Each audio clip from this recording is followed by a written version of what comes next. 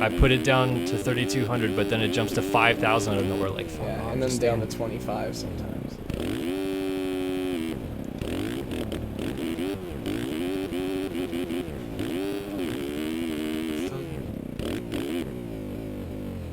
No, anytime you're on the bridge, it stutters. Yeah. All right, ladies and gentlemen, we are back. Hopefully that is going to solve the problems a little bit. I know the bit rate's probably going to be a little bit lower than we would like, but at least that should solve the issue of the actual frame dropping, which again, we really weren't having much of a problem there in the middle, but it seems like now we'll be able to get it sorted. I'm going to go ahead and take the preemptive measure of starting this recording, and we are going to get racing. So, we've taken you around this track. We've taken you through the qualifying times. Right now, they are getting everything set up on the script end in the back end now to be able to go racing here any second. And yeah, round number 1 of the 2020 MotoOption Supercross Series. This is probably gonna have to count on my hand again. This is the 9th season that MotoOption has been the title sponsor, and yeah, MotoOption has been great over the years for this series, making everything possible and making this entire event every year just something so special that the fans can enjoy, and we as broadcasters can enjoy calling, and the racers can enjoy racing. And can't thank MotoOption enough for their continued support and everything that they've done, as well as more sponsors that have always been there in the back end. Guys like Tagger Designs, Racetech Suspension, RideThrough65.com, Motivated Films has come on recently. We also have a new sponsor you can see on the tough blocks here on the right. It is Underground Raceway and Hobbies. It's an RC car track, so you guys definitely want to check them out as well. MXS Lobby, just a great amount of support. And can't thank every single one of these sponsors that make this series possible every year. We're going to get racing here in just a second. As we look overhead, looks like UID grab on restart, so they must have been a little bit delayed there. But now that we've seen qualifying times, we know what this track is going to look like. Kind of want to break down what we can expect to see tonight. And first of all, going to the 450 class, I know, Andrew, you were talking about how Jack Haley, not in his native Texas, to race tonight. He's actually stationed in Germany right now, I believe, to be able to make the night here for the opening round of the series. How is that going to affect him? Is he going to struggle with lag, or do you think he's just going to come right out swinging? Yeah, I'm not sure if it's going to be the lag as much of a detriment to him as it might actually. That could actually help, but he's racing it's 2:30 in the morning where he's at right now, visiting family in Germany. And he hasn't been playing the game that much, so I feel like he could struggle kind of getting back into it. And then maybe the lag on top of that could kind of hurt some of his racecraft. But other than that, I mean, you saw his qualifying lap times. If he can just get a start, get out front, I think he'll be pretty good to go. Absolutely. That's going to be something that will be key, is starts tonight. We talk about starts all the time, but in MX Simulator, it's almost a little bit different because you do have that almost nature of an inherent fall-off crash that will happen. A fall-off crash, those of you that are maybe new to MotoOption Supercross, essentially there are crashes that you can have where you just tip over and you get right back up and nothing happens, or you can have a full-on fall-off crash where when you hit the ground, your rider actually falls off the bike. Usually speaking, that's somewhere between 10 and 12 seconds before you're back to full song. And if you get a good start, you're more likely to not have those fall-off crashes getting combined with other riders in rhythm lanes and stuff like that. And in the past, we've seen former Supercross champion Alexis Leclerc taking full advantage of getting good starts, getting out front early, and sprinting away. So throwing it to you, Andrew, on a track like this, maybe a little bit more open, but still with the 90-degree turns and things like that, how important will a start be on a track like this tonight? I feel like it could definitely be really important on this track, especially. We have 2 sets of whoops early, which are just carnage zones at the beginning of races, but it's kind of got a long start. It's got a nice sweeping corner, so I feel like it shouldn't be too tricky of a first turn for these guys tonight. But the reason they're champions, they're really good at racing, but they're also really good at getting consistent starts. But if you do see somebody get a bad start, if they jump the gate, if they get taken out and it's not under their control, then you might see some interesting stuff in the heat race where you have somebody trying to battle up into even a qualifying position for the main. And A1 is always stacked in the 450 class. You got guys from the opposite coast racing. So I would really look forward to just we might have some people not making the main or going to the LCQ that are surprises. Yeah, absolutely. And Anaheim 1 too is another one of those races where, I mean, really anything can happen. I mean, we can see guys that are not expected to be perennial front runners or championship favorites win at a race like this, where there is so much pressure and so much hype, and the guys that are expected to win maybe carrying too much of that pressure on their shoulders and not transitioning it into race victories. I mean, what do you think goes through the mindset for someone like a Haley or a Leclerc or any of these guys that maybe, you know, a Mitchell who's won championships before? Like, are they just like full blown ready to go and ready to race, or is it a little bit nerve wracking coming into a race like this? I feel like some of them are ready to go, ready to race, but I feel like when you load in, you get on the gate and you're ready. The heat race, maybe not so much, but because most of these guys know they're going to make it in the main, but the first main event of the year, these guys are for sure having a little bit of nerves because you don't want to start the season off battling up from the back because you got in a crash on the start and then you're way behind in points when you're somebody like Jack, or we expect Rush or Leclerc or Gebhardt to be up there all year long. If one of them comes out with a 10th and everybody else is on the podium, they're going to be really struggling, so they have to have that small amount of nerves deep down. Yeah, so they're going to have to overcome a lot tonight. We already talked about starts, and we talked about the nerves and all of that. But just talking maybe about the racetrack itself, what kind of, you know, like obstacles, I guess, are really going to be the hindrance tonight? We have a couple long rhythm lanes. We have a couple like almost like tricky sections that will throw you off. We talked about that turn onto the start where they hit that step up before the finish. That could be a situation where as it gets, you know, more rutted out, we have some notches and stuff like that.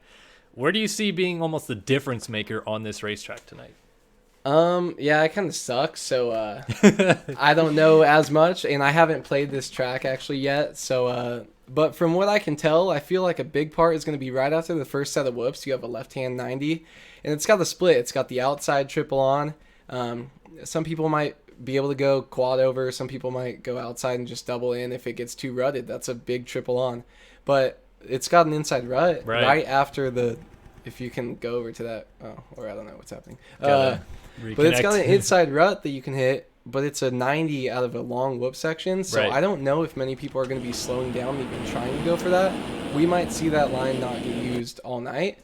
But that section after it is pretty tricky. It's got a couple different split lips and stuff like that. So, and pretty big. So we'll have to see how those guys break it down. Maybe more in the 250 class where they're struggling to clear jumps. But I feel like that's probably going to be one of the worst, or one of the most difficult sections on this track. And speaking of the 250 class and those difficult jumps as you're talking about, coming right in now, folks, 250 heat number 1 getting lined up on the gate. That was just their parade lap, reconnaissance lap. But now it's set to go 6 minutes plus 1 lap. Top 9 transfer into the main event, and all the other runners headed to that last chance qualifier. We are set to go here in Anaheim for the first race of the season. It is 250 heat number 1 of the West Championship on the gate. Here is your defending champion, Craig Richards, down that inside. The board is sideways, the revs are up, and we are off to start the 2020 season now. As the gate goes down, good jump out of the 32 from the inside, but it's actually, Braden? Saul is trying to get the whole shot, but Carter pushes him wide in a huge crash in the background, as it was Carter on that 32 Jack Daniels Racing machine to grab that whole shot. You see right there, that's why starts are so important. You have defending champion Craig Richards up there in third. You saw that huge pileup coming into the first rhythm, and Braden got that great jump, hugged the inside, and was able to steer clear of it. And Braden might not be as fast as Craig, or might be able to hang with him on this track. We didn't really see the 250 qualifying times that long, but that good start might be able to keep him out front all race in front of Craig. Yeah, Carter, I should say, already opening up a good gap as everybody else going down in the background there. So Carter looks like he's going to bring us through and lead the first lap of the night here in Anaheim. And Carter on that Jack Daniels Racing machine looking strong early. It is Richards, the champ, in second. Then Clint Martin bringing Ivan Medina with in third and fourth. Tyler Shields running inside of the top 5. Here's Benjamin Saves on the distinct decal ride, coming across 6th with Gonzalez, McDaniel, and Warden rounding out the transfer positions early. Everybody trying to find their running room before they get past as Warden's getting jumped over. Wow, that was a close call there for Warden, but Hunter makes it work. And apologies if we mess up any names or numbers. Everybody's got new kits and different numbers this year, but I'm going to try my best. So Hunter's out here strong. I don't know too much about this guy, but if he's in P, he looks to be around like 7, 8, I think, but I don't know if he's actually been around too long. But we'll have to see if he can hold on to this. He looks like he might just be outside the transfer spot. Yeah, McDaniel, big case, and goes down right there. Those guys just able to avoid him. Everybody jumping to that inside of the corner. So McDaniel, who was in a transfer spot, going backwards. And as we look back here a little bit, we're going to see some big names like Robert Wilson. We also believe Will Whiteley is back here, and the guy that almost got the whole shot, Alana Salas, well back here outside of transfer spots. So that has set up a difficult situation for a few guys that most likely expect themselves to be right into that main event, no problem to kick off the year. Yeah, I see Anthony Pichon also back there about 15th, but those guys were probably all in that one same pile-up because they didn't get that good start. And Solis was still back in 17th place, so he might even be going to an LCQ here. I think these are only 6 laps, right, for the 250 heat races, so if the guys up front stay consistent, he's a top 5 guy, I feel, and he might be seeing an LCQ tonight. Yeah, 6 minutes plus 1 lap is not a lot of time to get yourself sorted and into the main event if you are down early. But this man, Braden Carter, off to the races early, out front and cruising.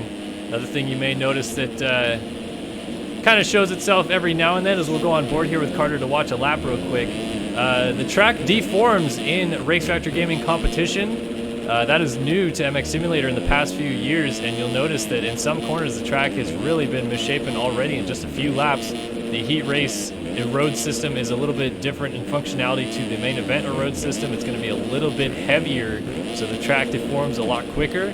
That deformation does not carry over from race to race, so what you'll see in this heat race will be gone by the next gate drop. And these guys already moving this track around quite a bit.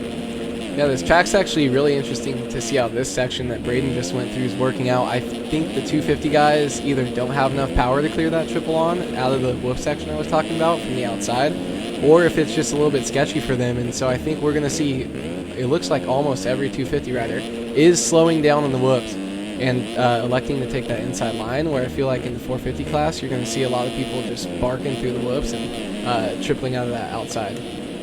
Carter leads again across the line, 4 minutes in, 2 minutes and a lap left to go. And a reminder that only the top 9 will transfer to the main event. It is Richard still tailing him in second. Medina sits in third. Gonzalez has moved all the way up to fourth here on the 33 MV Films ride, so he has found his mojo a little bit. Tyler Shields following him. Actually, Shields just went down. A lot of riders coming through. A little bit scattered over the finish line jump here. Saves was able to get by, as well as Hunter Braun. Yeah, it's a little bit tight back here, but I saw Robert Wilson, drop back all the way to 19th. His race, he doesn't have the best luck right now, but Solis is still in about 12th or 13th, so he's got 2 laps left, and he's still at least 3 spots out of the transfer position, so we got to keep an eye on that. Luke Sullivan down the inside, and it looks like Shields just let him have it there. That is a battle for 7th right now. So both of these guys looking to make it in the main. Shields is going right back up the inside there. Here is the final transfer spot right now, though. It belongs to Zoa Cross on that MX Locker number 49 ride. And it looks like for his sake, he is in a good position with not too much pressure from behind, but he goes a little long there. Almost looked like he got lost in the rhythm section. Yeah, it looked like he went for the triple more than over jump, but you see a lot of these 250 guys finessing these rhythm sections. This track is pretty burly, I feel like. Some of the rhythm sections on the 250, especially coming out of the first turn, they kind of have to get themselves doubled over. It's not a full 3-foot jump going into the section, so they kind of have to finesse their way over it, and then they also kind of have to seat bounce so that they can downside the next single over table. And you'll see what I'm talking about when it comes up to this next section right here. But it doesn't look like it's super easy for these guys, so I feel like they have to be consistently hitting their marks all race. You gotta see he's electing to actually roll, double, triple, and almost through the front door. Just a big kick right there. And that right there just kind of accentuates what we were talking about with the track deformation. You can have the jump take a different form basically every other lap. You could have a notch in there. You could have a kicker. You could have something different that doesn't really show up until you hit it that next lap. And there, Cross almost going down. That would have cost him a transfer spot. as he's only 4 seconds ahead of Clint Martin, who is knocking on the door back there in 10. Yeah, Zoacross throwing a little bit of style, and he's holding on to this transfer position strong. He's actually got a pretty good gap, but he's getting a little sketchy here. I know the leaders are on the white flag, right? Yeah, white flag waving right now for our leader. 75. Oh, Carter goes down out front just as we latched onto him here. It looks like he's going to get up with the lead still, but that right there, exactly what we were talking about with fall-off crash. Oh, he gets taken out by a lapped rider going down right there. This rhythm section proving very treacherous for our top runners, and now this is going to be kind of a battle of the line as Richards has taken it away. Yeah, look, I didn't see the first crash, but I definitely saw that second one for Carter, but Craig might just walk into a nice, easy first heat race win of the year right here. Yeah, Richards up and over that over-under bridge. He has 1 corner left to go, and he is going to just be gifted the first heat race win of the season, but picking up right where he left off from that championship. It is Craig Richards, Taggart Designs, taking the victory in 250 SX West heat number 1. Carter blows it at the end there, goes down and gets taken out. He's going to end up second. Medina was third. Gonzalez looks like he's got fourth locked up. Saves in fifth right ahead of Sullivan. This might be a little battle to the line between these two. Saves the rider out of France. Trying to hang on. He will do so in fifth. Sullivan sixth. Seventh for Hunter Braun. Eighth for Zoe Cross. And ninth looks like Martin is going to make it in. Oh! And he saved it to cross the line in ninth. Just going to beat out Tyler Shields, who was in transfer spot. Misses out. Jake Warden crosses the line there in 11th. Yeah, Solis not going through either. Solis was battling for that whole shot early. Just got one bad mistake, and I'm sure stuff happened to him throughout the race. But him, Will Whiteley, Anthony Pichon, all these guys are going to be going to the LCQ tonight, and that's 4 or 5 fast guys right there. Monty Wilson as well, not having fun in the sand section. Looked like him last week on his Instagram story, but that's 5 or 6 fast guys. They're going to be going to the LCQ, and this is just from one heat. So I think there's going to be a lot of disappointed guys not making the main tonight. Absolutely. You do not want to have a double-digit number and not be going to the main event tonight here in Anaheim. But it was Richards who takes the victory, and as we see already with the track developing and things happening in this 250 class, this is already going to be a pretty wild night of racing with how much the traffic is coming into play. We saw it take, traffic taking a win there basically away from Braden Carter. The track changing. There's already a lot going on that we can kind of determine on how this night is going to go looking forward. Yeah, I mean, the track, looking right behind Craig here, that sand section I noticed was getting really, really gnarly, and it's only 6 laps in. So it says they did 7 for some reason, which I don't know what that's all about. 6 minutes plus a lap. So, yeah, these guys obviously are going to just be crossing that 6-minute mark and have one extra lap to do. As we're going to grab a restart here and head into 250 West heat number 2. But yeah, the sand section is the only thing I see getting really, really rough, but it's busy track. These guys haven't raced Supercross in 9 months, and so they're coming back, and there's nerves on the line. So I feel like it's just going to be kind of a mess tonight. I feel like there's going to be a lot of crashes, more than we'll see next week, but we'll see. These guys have got to get their footing. Absolutely. They're going to need to figure it out awful quickly. And I'll tell you what, big shout out to everybody already here watching 20 minutes into the first live stream of the season here. Race Factor Gaming Supercross live on Star Systems TV. We have almost 450 live viewers, which, by the way, sets a personal record of live viewers who are watching a live event for Start Your System's sake. Congrats. So appreciate that. You guys are super awesome to show up and be watching here tonight. Hopefully we're putting on a good show for you guys so far, and hopefully these guys on the racetrack are putting on a better show than myself and Andrew Wood here in the booth are doing for you guys. But 250 West heat number 2 coming up next. Going to be more action, going to be a lot more drama. After seeing what we saw in that first race, what do you think is going to be the key this time around? Is it going to be another start? I would say not so much a start, but a good clean first lap. You saw Craig. He didn't get the whole shot, but he wasn't far off. He was about 3rd place coming into the first turn or coming into the first rhythm section. So I feel like if you just can get through the first couple rhythms, maybe break out and just stay in that top 10 through the first lap. I mean, that's where you want to be anyways for a transfer position, but just staying up. Not so much the whole shot. You don't need to get the whole shot. You don't need to go kill yourself going for it. Just stay up the whole first lap, and that's all you got to do. And I feel like most of the people we just saw not qualifying were because they went down in the first rhythm. Maybe they could have rolled some stuff, doubled some stuff, and just kind of kept themselves up there. instead of completely wadding themselves. Is this the race? No, this is a warm-up lap for 250 West heat number 2. Big shout out Racer Rat in chat, dropping $5. Appreciate it, man. Thank you so much for the donation. Appreciate anything that you guys can offer. We, of course, provide these live streams to you for free, but I always like a little bit of money. If I can cash it in my pocket, maybe pay A-Wood's bill to drive down here every week, which he says he might end up doing. We need beer money. Need beer money. All right, 250 West heat number 2 on the gate right now. Another 20 riders going for 6 minutes plus a lap with top 9 going to the main event. Let's see who is going to go out of this one as we are set to go, and the gate is down once again in Anaheim. They're off to the races. 46 out of the inside, maybe looking like he's got a start there.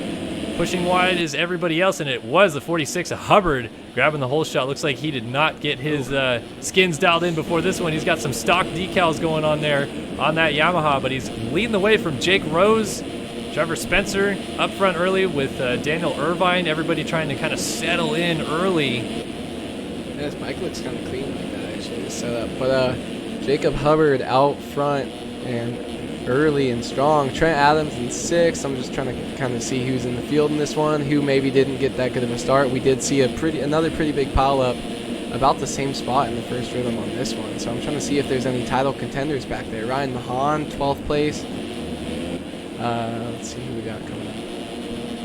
Yeah, so it is now Hubbard battling with Rose to the line to complete lap number 1. Oh, it's bar to bar over the finish line jump. I don't know who got it. I think Hubbard barely just beat him across the line. Lap number 1, of course, doesn't really matter lap leaders wise. These guys just trying to make it into that main event, but the battle up front, hot and heavy early.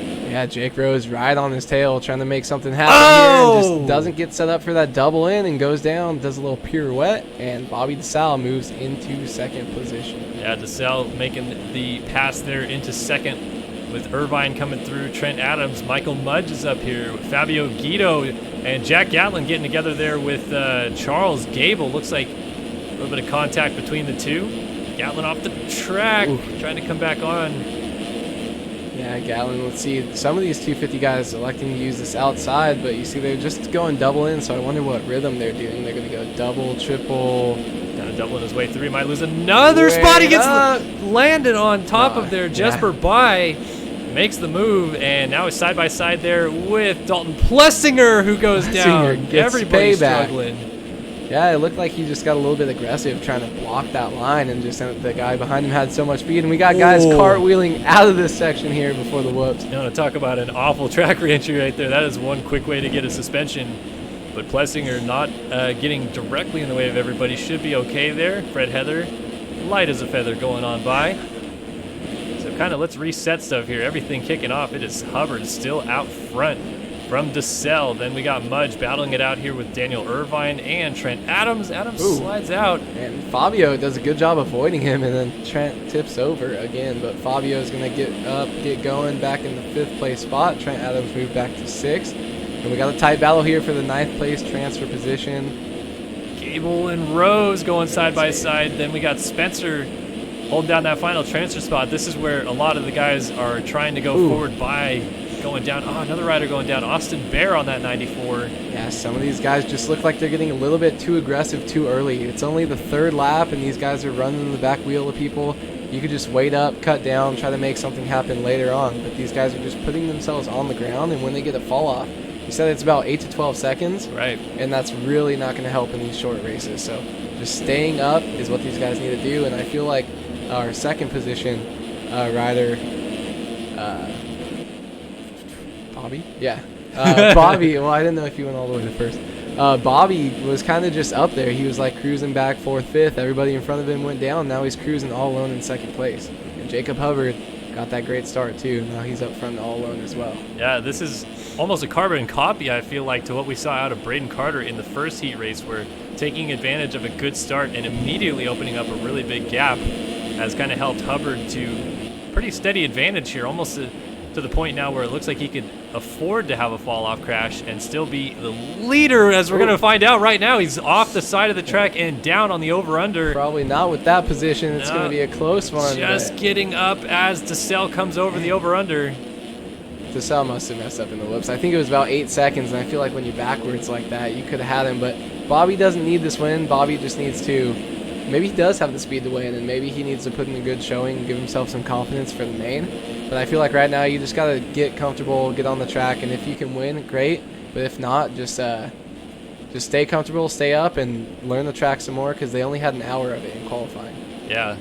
So now we got ourselves set up for a rip-roaring of a battle here for the lead with just over a minute and 1 lap remaining in 250 heat number 2.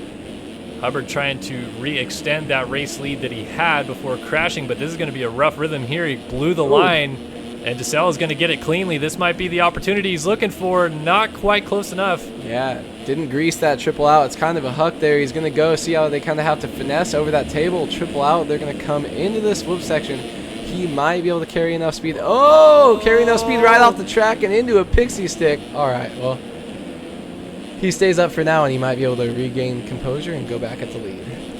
Loses quite a bit of time there, though. Already down to over 3 seconds down. Just kind of brought that gap in a little bit more. How about Michael Mudge, the underground RC machine, holding it down in 3rd, and actually seems like he's been closing on this lead battle. Oh, that's not going to help, though. We should just stop talking about still triple. Goes for the triple. Oh, man. Cases it hard. Man, those 250F guys really struggling on getting over that triple there. Yeah, that wheel tap there. I don't know if the 450s are able to completely seat bounce all the way over it, or if you have to, or if they have to tire tap as well. But these 250s don't have the torque to just get right back on the gas and carry themselves over that triple. It's actually, if they mess up, that might be a big spot for crashes throughout the night.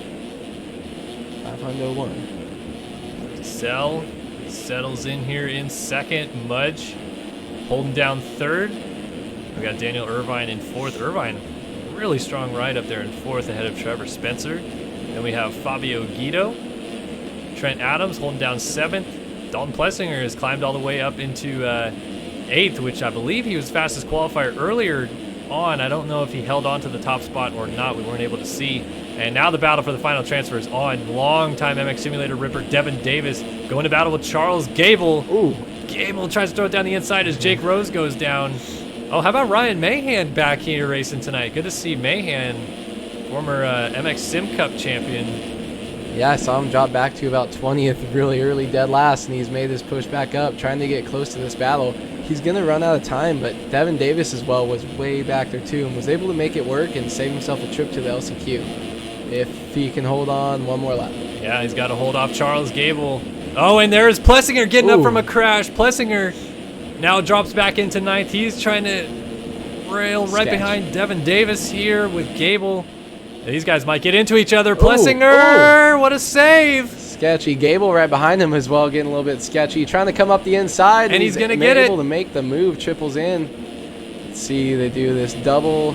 Gable a little short single. There. Plessinger tries to square it underneath and goes down and then gets ran into by Fred Heather. Meanwhile, up front, Jacob Hubbard just crosses the line to take the victory from DeSalle, barely beating him over the line by 0.3 of a second. Mudge was 3rd. Spencer there in 4th ahead of Guido. 6th for Adams. 7th, Irvine. 8th, Davis. And Gable goes down in 9th. Coughs it up to Heather, who's trying to throw it away himself. Yeah, I don't know. This whoop section might bite him right here. He's looking a little bit sketchy in that last rhythm section. Dropping the front end a couple times. Only got about 200 more feet to go. Just get through the sand section. Don't get huck-a-buck right here. And he looks like he is good. Fred Heather going to the main event, and he seems stoked about it over the line. Gable going to be very disappointed. Threw it away there with just a few corners to go, but still throws a backflip. Having a little bit of fun out here. Atta boy. Andrew Peakman crosses the line 11th. Plessinger in, and out. Going to the LCQ. Going backwards on the track. Never a good thing to do. That is going to be a suspension right there if someone protests him. Trevor Schaefer, Austin Bear was the one he hit there. But yeah, going backwards on the racetrack, that cost Hunter Root an outdoor championship back in 2015, so never a good thing to do there for Plessinger. Whether or not the transfer spots are in or out, you never go backwards while the race is still going on. Yeah, you're not supposed to ride while you're out there or ride at all after the race is done, even if you're just riding the track. So Dalton starting off on the wrong foot for sure. Definitely not a good thing to do there. Back in studio, 250 heat race action done. We have 18 guys already qualified into the main event here tonight in Anaheim. And 450 class action coming up next, hot and heavy. We have defending champion Jack Haley. We have former champion Alexis Leclerc out there.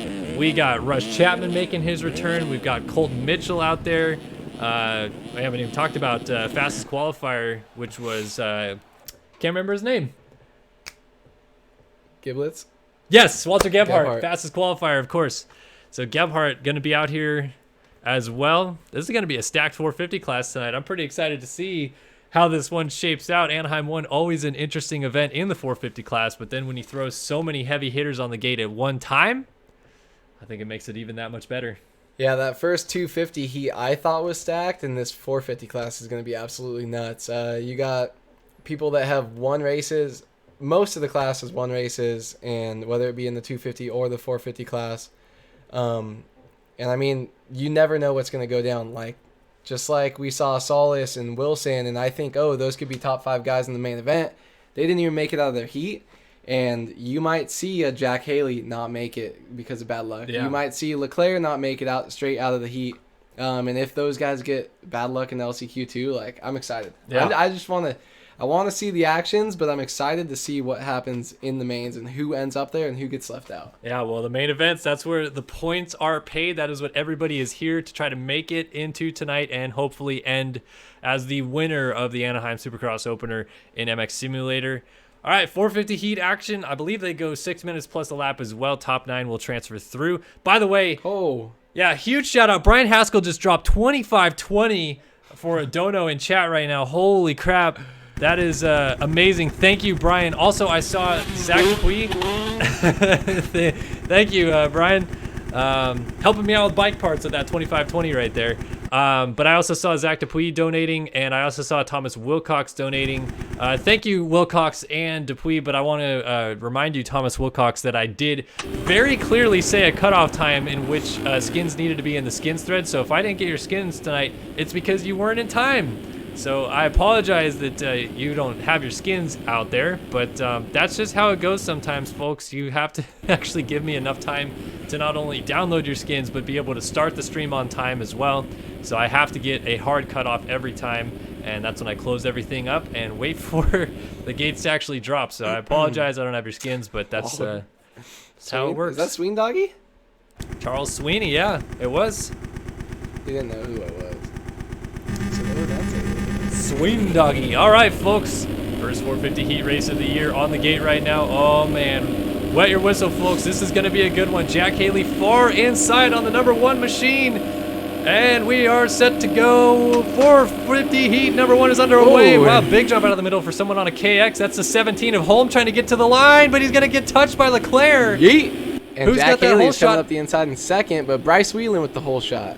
Wheelan, whole shot, big crash in the Someone just background. wanted. I think it was Leclerc, and now Haley's going down. Everybody's crashing. Tyler Lang goes to the front on the number 14 machine, and we'll see those 450 guys tripling in out of that corner. Yeah, Cole Seeley made a return with that nice hole shot right there. Yeah, Dennis Fjellberg up there, Walter Gebhardt and his new number 5 after winning the 250 Outdoor Championship last year. Already see these 450 guys hitting much bigger lines than the 250 guys were able to. And Gebhardt trying to square up Fjellberg and go up into second here early on. He gets a little lower of a drive. Fjellberg fights back and takes that second place right back from him. Yeah, Walter Gebhardt. These guys are going to make a lot less mistakes. These guys have been there. You see the 3 and 5 is, oh my God, Gebhardt just destroys him. Puts him off the track before the tunnel jump.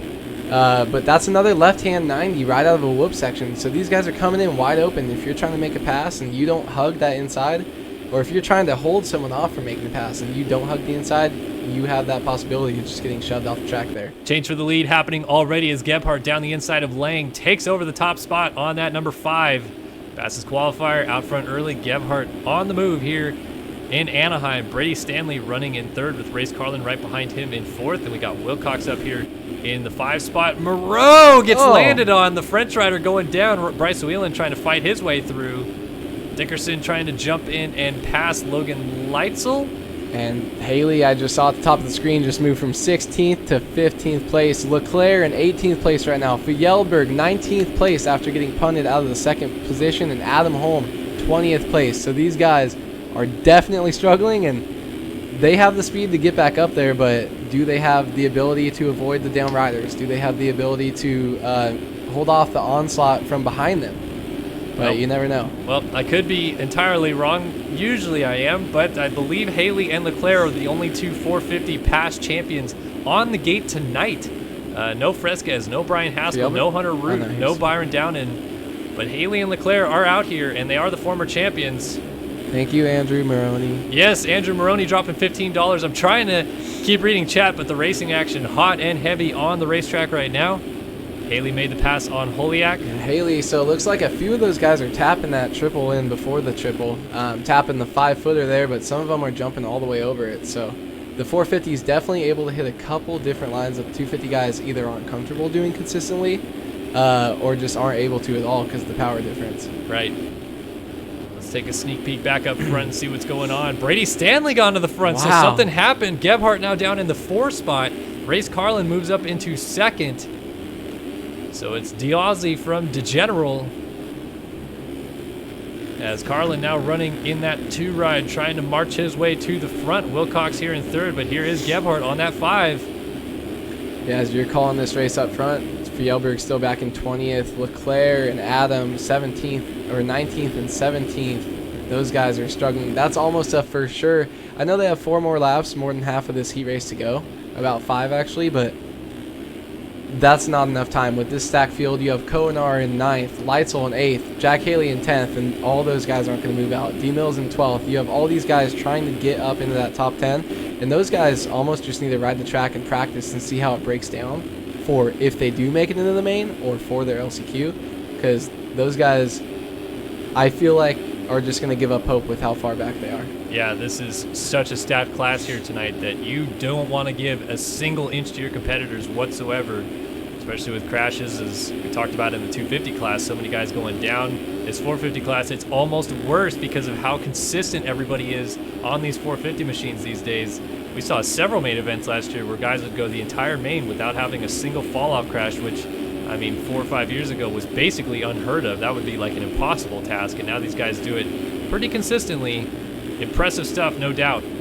Yeah, and it's been a little bit rough start so far, but it is the first round. They all have jitters. They haven't been riding Supercross that much, but I just want to give a shout out to Dickerson here. He's in a top 5 position, I think, and he is the one who jumped the gate and was dead last at the start. So he had a solid first lap, just got himself up there, and he's got speed, man. This guy, think of past Supercross race winner in the 450 class. Not 100% sure. I know outdoors he's absolutely on rails, but yeah, this field is so stacked. It's not even funny watching the names scroll across the top of the screen. Yeah, it is everybody that you can think of in this game basically racing here tonight in Anaheim as Whelan gets together. Oh, what a save with coming together there with Lang on the 14 nearly going down. Yeah, I love that kit that Lang is running. That Sealy replica looks awesome and clean. But Lang, man, might not be able to hold on to this position as he's going to go back up for him. It looks like he's trying to get back up there. As these two continue to battle, we got a battle potentially brewing out front between some teammates. Brady Stanley on that system decal 81, trying to hold off his charging teammate, number 5, Walter Gebhardt. Big shout out Devin Davis dropping $5 in the chat as well. Appreciate you guys that continue to donate, like I said.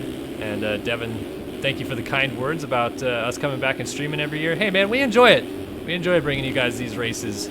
They're fun, they're exciting, and every year the riders on track bring the action for us to really have an enjoyable time when we are streaming these races. So it's a lot of fun for us as well. And very excited to see what's going to happen here in these basically this last lap. I think we're coming to the white flag this time by. Unless it is 8 It's minutes. 8 plus 1. Is it? Okay. Yeah, for 4. No, white flag out. White right, flag well, waving this lap through. Pretty sure that's wrong, but it's okay.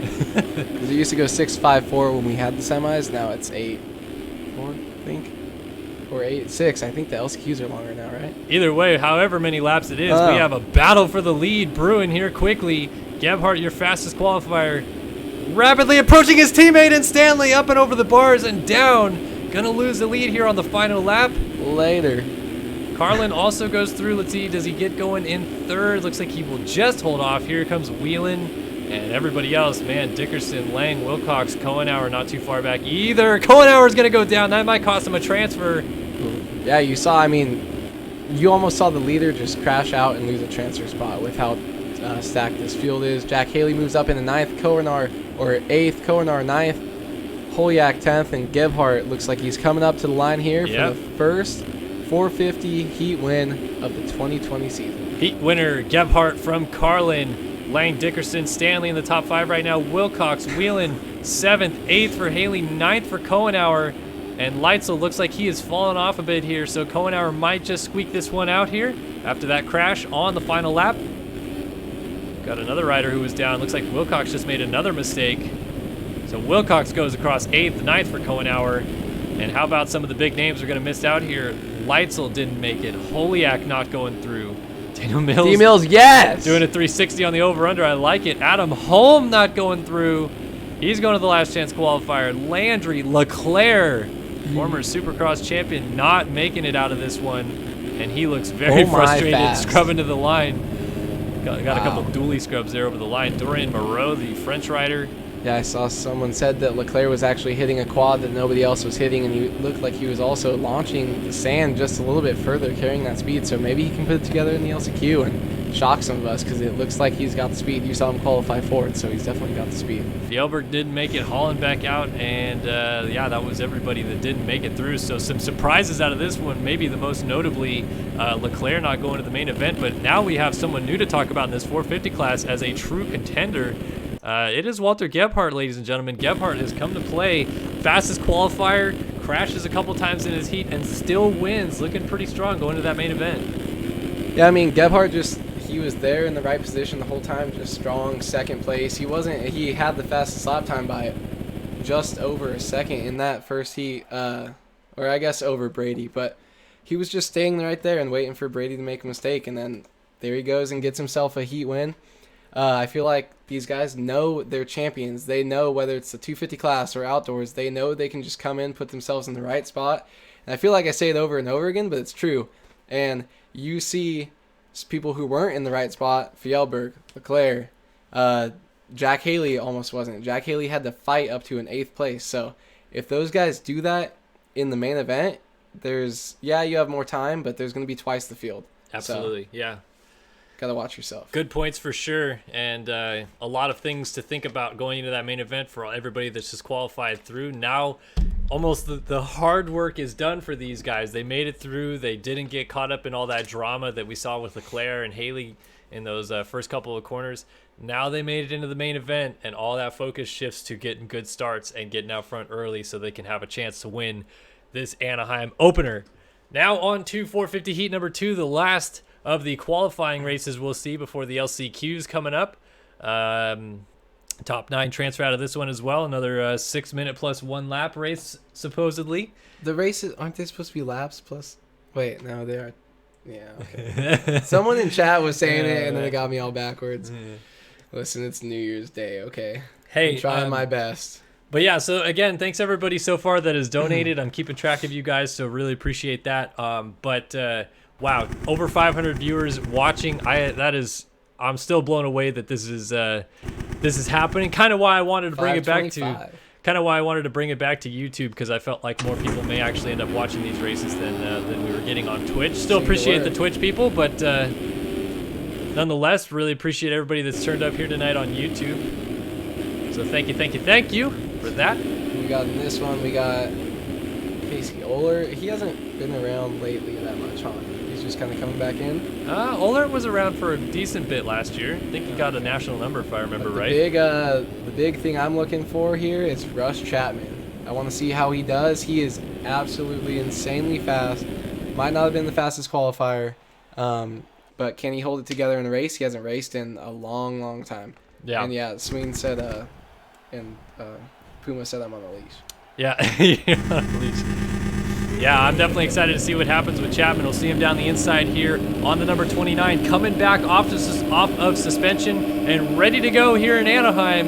It is 450 heat number 2, top 9 transfer. Let's find out who it's going to be right now as the gate is down.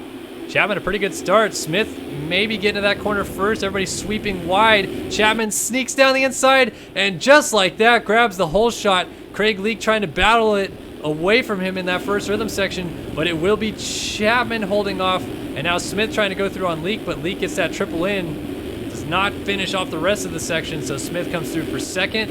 And then I think, yeah, that's Ohlert there on the 66 trying to sneak down the inside in third. Yeah, that was a little weird. You see, even some of these guys are having trouble just tripling onto the table as Rush almost goes down there, jumping off the track, but saves it.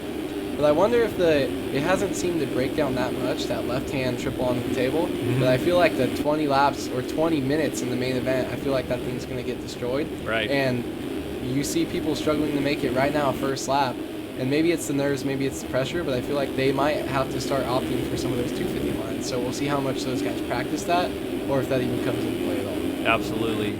So early on, it is going to be Chapman leading the way from Smith. Those guys just ever so slightly tapping the rear tire. Oh, Smith goes for the T-bone and puts Chapman on the ground. I think that was unintentional, but nonetheless, look at Jeremy Smith taking no prisoners. It's going to give Ohlert the lead from Devin Ryan.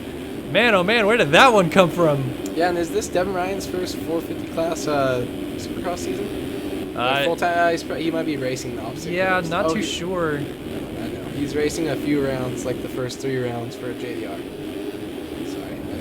Oh man, Ryan almost going OTB. Look at this stack up of riders. We got guys going down in the background there. Leak on the deck, and looks like he brought Finn Collins with him. But even so, and now we got another chaos going on. Smith goes down for the lead. Colton Mitchell never seemed to have his skins, but he barely saves it. Goes off the racetrack. Everything is kicking off, and Ohlert goes right back to the front. Got to be wondering what the heck is going on out here. Yeah, these guys playing musical chairs with the leader position right now. Siebold definitely wants to get up there. I feel like he thinks he has a little bit more speed, and he's just going to try to get past him and just get clear for this heat race. And I don't know, I was almost, as he makes a move up the inside here, just holds it tighter off that triple, and there he goes. Let's see if he can just check out from these guys and have a smooth race. But Devin Ryan's still back there now. Hopefully these guys can calm their nerves. Rush still there. I was about ready to give Rush the title, like right there. Gets the whole shot out front. I was like, just give him the plate. He's back, but he's looking pretty good. Oh, and Siebold was off the track. Just about to talk about with Siebold. If you missed MotoOption Supercross racing last season, Siebold, Jeremy Smith, Jack Haley all took that championship down to the final race of the year. They were only separated by 8 points at the finale at Vegas. And Siebold trying to come back and clinch his first Supercross championship in the big bike class this year. If he can do it, Mitchell almost laid it down. Mitchell just absolutely sliding that corner. Almost lays it down in the same exact corner. Dude, I don't know how musical chairs work. All right, we have Siebold trying to make that pass back up, though. But, man, these guys are tight, and it doesn't look like I don't see anybody really just getting by and checking out. The speed Rush seems to not have very good luck in this corner. No. Colton Mitchell can't hit whoops. Devin Ryan's Devin Ryan, and somebody just did a barrel roll in the background. Yeah, someone yard sailed. Oh, it takes Jeremy Smith with him. Is that Leak again? No, it's Eklund this time on the BPC ride. Going to be really confusing this year where the BPC guys and the Rockstar Energy Factory Husqvarna team are basically running the same skins. So going to be confused more times than not for sure. We should just vote on who's are better and then take the other one. So let's reset things here for just a second. Casey somehow still in the lead. Yeah, Ohlert still leading this thing on the 66. And I have his skins, and his teammate Colton Mitchell, for some reason I do not have his skins. Just never seem to have Colton Mitchell skins for some reason. Devin Ryan, though, in second. Russ Chapman sitting in third. Mitchell right there in fourth. Siebold in fifth. Pilsner runs sixth. Seventh for Shipley. Eighth for St. Laurent. And ninth right now for Garrett Oliver. Ritzler back here in 10th. Everybody else giving chase. Yeah, and I wanted to kind of go over the people who aren't in, actually. I know it's kind of getting down to the wire here, but I'll try to just read some names out. Kyle Carpenter was always a heavy hitter. Austin Eklund, I think, was a heavy hitter too. And I'll try to see who else. But those guys, think of all the people from the first heat that didn't make it, and then just watching these names scroll along the top of our screen and seeing who's outside the top 9. There's going to be about 15 to 20 pissed off riders in the LCQ. Ohlert blows the lead, goes off the edge of the track there, and gives up all 4 of those top 5 positions that he had. Now it is going to be Siebold putting the pressure on Mitchell. I think Chapman has gone back to the front, and he is looking to pick up probably the 2-lap board this time by 5:07 on the clock. So 2-lap board should be out. Yeah, Mitchell right there. Still got Siebold hot on his heels, and then Devin Ryan back there just chilling. Sorry. Kind of going, he's got speed, man. Devin Ryan looks good. Oh, contact! And Siebold goes down. He was trying to triple in out of the inside and make the pass on Mitchell, but Mitchell slammed the door in the air, and they get together. In the air. Pulled a Marvin. down Siebold went. Devin Ryan, man, I think he's only supposed to do three rounds. So if he keeps riding like this, I don't know what he's got going on, like in real life, that makes he might not be able to make these races. But if he's killing it in the Supercross season and riding good, he might just try to find a way to stick around and be a title contender all year. But he's looking good. All these guys, Rush, Colton Mitchell, besides a couple mistakes, they're looking fairly solid though. But we'll see how they match up with the first heat guys. We'll get back a little further to Siebold with Pilsner behind him. Ohlert has dropped all the way back to 6th, 7th for Garrett Oliver. Sabrina Ritzler is up into 8th, so MX Simulator's fastest lady going all to the top right here in this heat race, trying to make it through right out of the heat race into the main event. Of course, Ritzler, the 2012 Indianapolis 450 main event winner, the only woman thus far to win a main event in Race Factor Gaming competition. Do you remember the one where Tyson punted her? Yeah. 2012 New Orleans, New the Orleans. punt of the century. Oh my gosh, over the sandberm, I think. Definitely punt of the decade. Shipley holding down the solid. final transfer spot as down was Pilsner. Pilsner now going backwards. He's trying to get squared away, and now he gets to Jeremy Smith, his teammate. Yeah, Smith trying to come on through. Smith has won a couple of these Anaheim openers in the past. Let's take a peek back out front as his return to racing is about to be complete.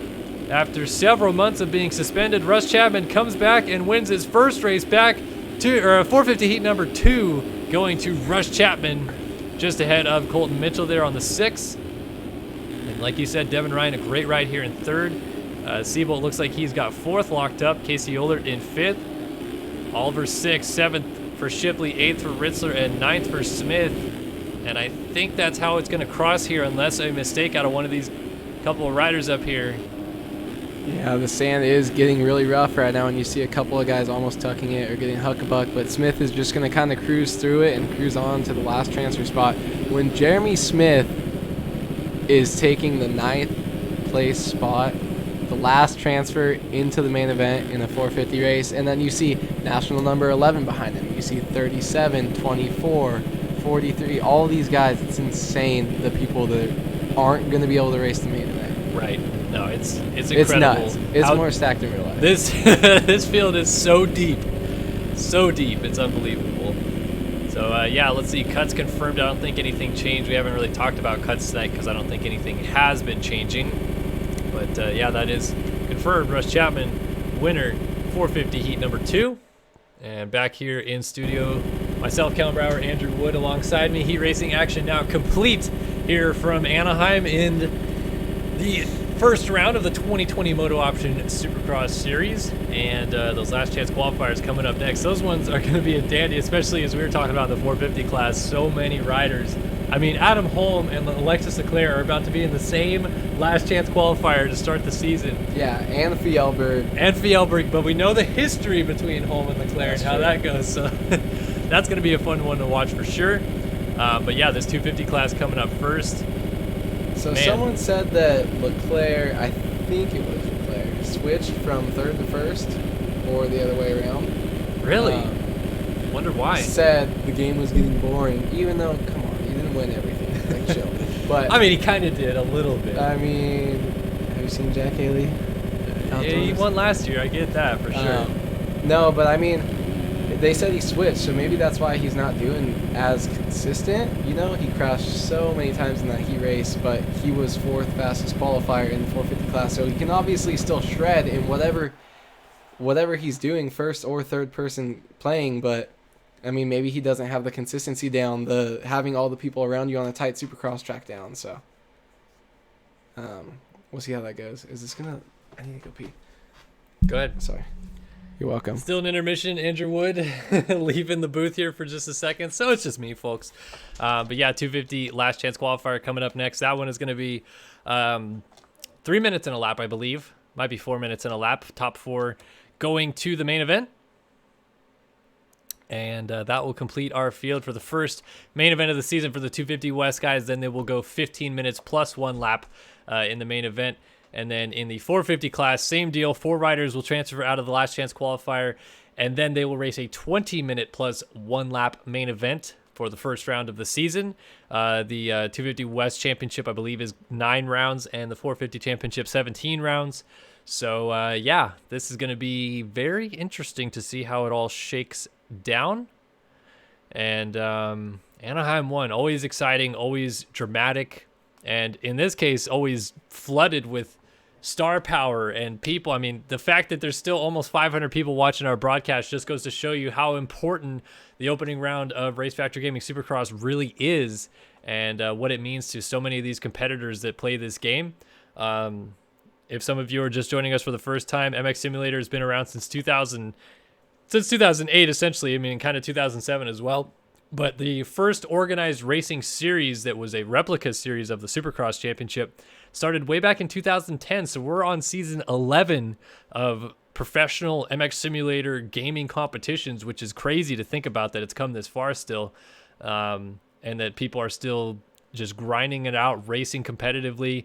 It seems like every year the racing almost gets better and better. I don't think I've seen a better race than the end of the 2018 Outdoor Championship between Adam Holm and Alexis Leclerc. Just, I mean, epic proportion battle there. And you're not going to get stuff like that in real life, I don't think, with what was going on that season. But still so dramatic, so fun. And big thank you to all of you guys that continue to drop by and watch these races so that myself and my partner here, Andrew Wood, can put on a great stream for a lot of people instead of just a few people. Always a blast, always having a good time, and excited to bring the action all of 2020 for you guys here on the stream. All right, Andrew Wood jumping back here in the booth right now. There he is right there coming on next to me. Hi. So the 250 last chance qualifier guys out there right now. Go ahead and bring it full screen again. And again, only 4 of these guys going through, so there's going to be quite a few gentlemen that are going to be really upset after this one is over. Yeah, Dalton Plessinger just missed out. He was really close to it. Is this warm up? Okay. Yeah, warm up. I hate when they let it go like a bunch of laps, and I just got here, didn't know. Dalton was close, so I would see him making a push. Jake Rose as well. Solis had that really bad get off, so if he can get a start but just not go down in the first turn, he might be able to just cruise away. Jack Gallen, all these guys are fast, so we should see that. This is going to be really interesting. Only 4 spots remain for the first 250 West main event of the season. 27 hole shot. Who's it going to be? The gate is down. Oh, a little jump there for Andrew Peakman on the 40. And everybody else, it's a land rush into that first corner. Contact. Couple riders going well off the track. And Shields on the 361 grabs the hole shot. Whoever number 27 is, you let me down so bad right there. All right, so we got Shields up front. He was actually looking pretty solid in his own heat race, but man, these guys clipping it, and they got the nerves, like crazy nerves right now. You don't want to show up to A1, you qualify, but then you make some mistakes, you don't make it out of your heat, and then you play all night just to not make it. And you got some guys going on to the other section back there, flying off the track. These guys are sending it. Warden gets pushed over the berm. Austin Bear flying in your living room, ladies and gentlemen. Bear goes deep. Tyler Shields, he's going to ride away. Robert Monty Wilson goes down. He just crashed by himself, it looked like, in the berm there out of second. See if he can get back up and down the charge. Monty, I feel like I expect him to be up there, top 5, top 7. I expect him to be up there pretty much as long as he doesn't break a keyboard or throw a controller at the wall, which could happen. I love you, Monty, but it does happen. He's pretty solid when he races as long as he can keep his head on his shoulders. But Shields, man, Shields just needs to stay up front. And I've been in this position so many times and probably thrown away more heat races than anybody else in this, or more LCQs than anybody else in this. So just breathe. Don't do that.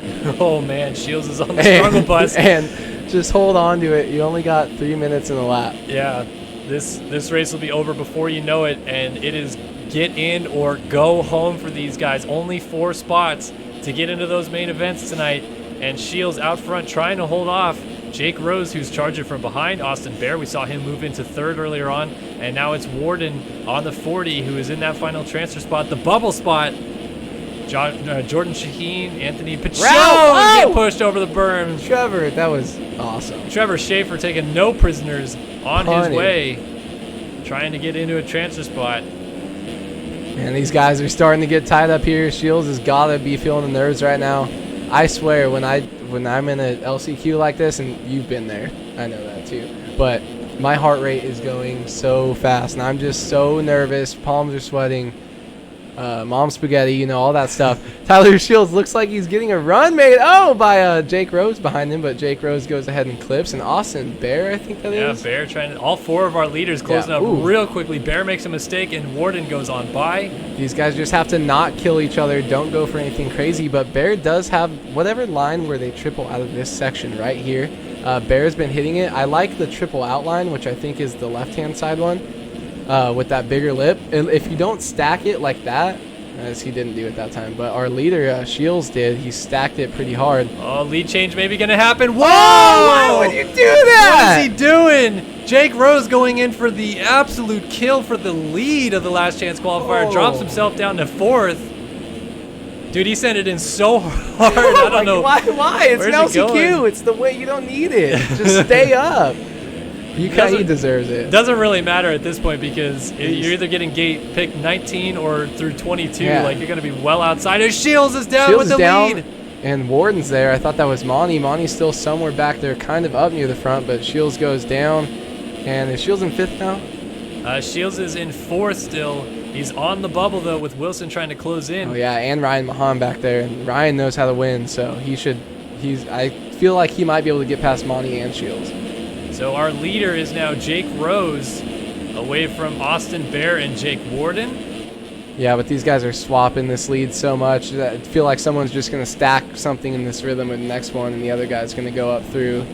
Bear looked a little sketch there, holds on to it. Warden's coming up, though, making a charge, but these guys, you don't need to do anything. Just don't fall. Yeah, don't pass the guy. Just chill. Clench the controller and try to hold on for a couple laps because this will be make or break on staying on 2 wheels going to the main event tonight here in Anaheim. I believe the white flag should be waving this time by. Let's see. No. Wow. So it's going to be 5 minutes plus a lap.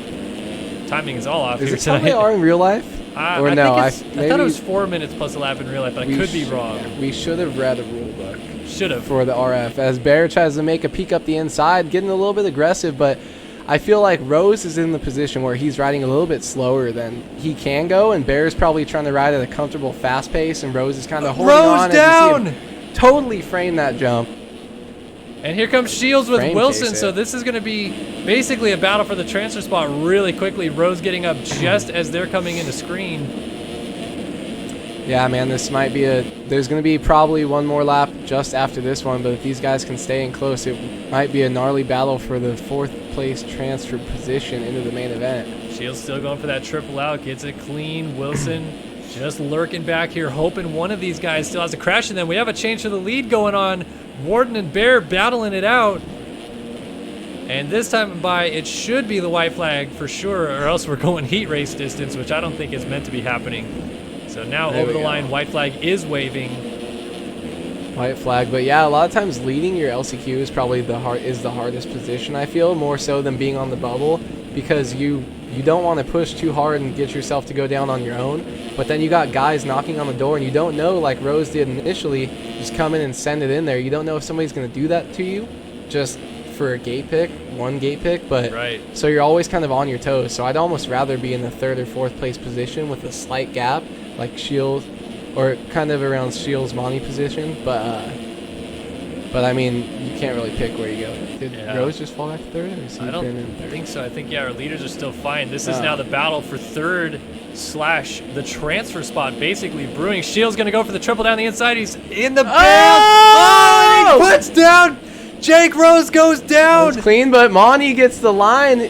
He went a little bit too dirty with that one. He held himself up there, and Monty's going to move into the 4th transfer position. No, he's in 3rd now. Shields is in the transfer spot. This is going to be Rose getting bumped out, and it was because of a pass that was basically done off the racetrack. I don't know how that's going to be classified, but Warden takes the win. Bear going through. Wilson in 3rd and 4th for Shields. Jake Rose is about to be absolutely livid with that one. That is going to be huge. And he's just going straight across the track, jumping into other people, jumping into another lane. Let's see, what is chat saying? Yeah, cut the track. Not sure about that one. Definitely going to be interesting to see what the officials say, because Shields technically was off the racetrack right there, so I'm not sure how you score that. Either way, Warden, Whiteley, Helms, Solis, Gable, Schaefer, McDaniel, Thorson, Vanderbeek, Howard, Plessinger. Plessinger out of this one. Unbelievable. Yeah, Plessinger. that's crazy. Andrew Peekman, Jordan Shaheen, Gatlin. Mahan, yeah, Gatlin, Pachon, like you were saying, and Jesper Bai. Yeah, wow. Not sure. That's a lot of unhappy guys. I kind of missed that. I was texting D-Mills that he sucked, but other than that, like, I didn't see that move. So, and Shields, is that what held on to the position for him, or? Well, so Shields, they were battling third and fourth, and Shields, I mean, basically jumped off the inside of the racetrack. I don't really know how else you can classify what he was doing right there, because it's kind of essentially what he was doing. We'll go to the danger zone that had happened right there? Yeah, basically that was fine. Jumping through this banner right here and going up into this corner and making contact for the third place position, which eventually put down fourth place Jake Rose at the time, costing him a transfer spot. So yeah, I mean, it's a dick move, but I mean, that thing has collision, the big black. No, it doesn't. It doesn't? Well, if it does, it's very, very light this year. They took away the heavier collision file that it had. I thought that was the one that you just No, it used to, and people complained. And now look at, if they had collision on it, we would have just seen Shields getting screwed. But instead, it's Rose who gets put down. Oh, man, not sure how it's going to go. I love when people complain about hitting an object that is hard, that is off the track. SpongeBob's, Pixie Sticks, all those things. People always, I'm like, now look at that. Look what you guys did. Unbelievable. It's all your fault. Wow. All right. So, yeah, very interesting end to that last chance qualifier. We'll have to wait for an official scorer's decision. That usually goes down to the likes of Jeremy Kohenauer, Peter Like in the booth there trying to figure stuff out.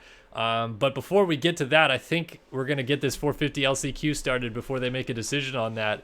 And obviously some headliners in this one. 450 champion from a few years ago, Alexis Leclerc, Adam Holm, Dennis Fjellberg, a former champion in his own right.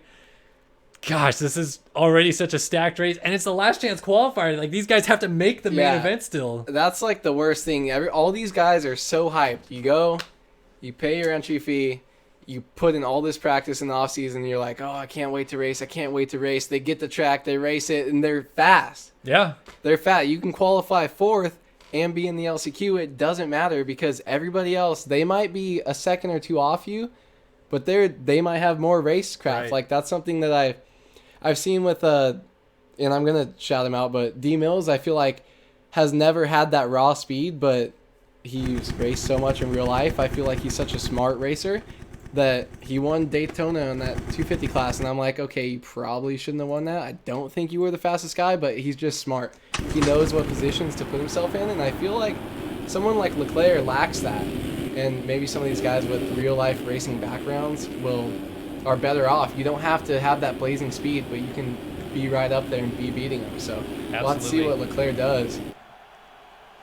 Oh boy, this is going to be very interesting. Short race and a lot of guys that need to go to the main event here tonight out of this 450 class, or else it will be not only a disaster for them personally, but championship-wise, huge hits if Leclerc, Holm, Fjellberg, these guys don't make it through.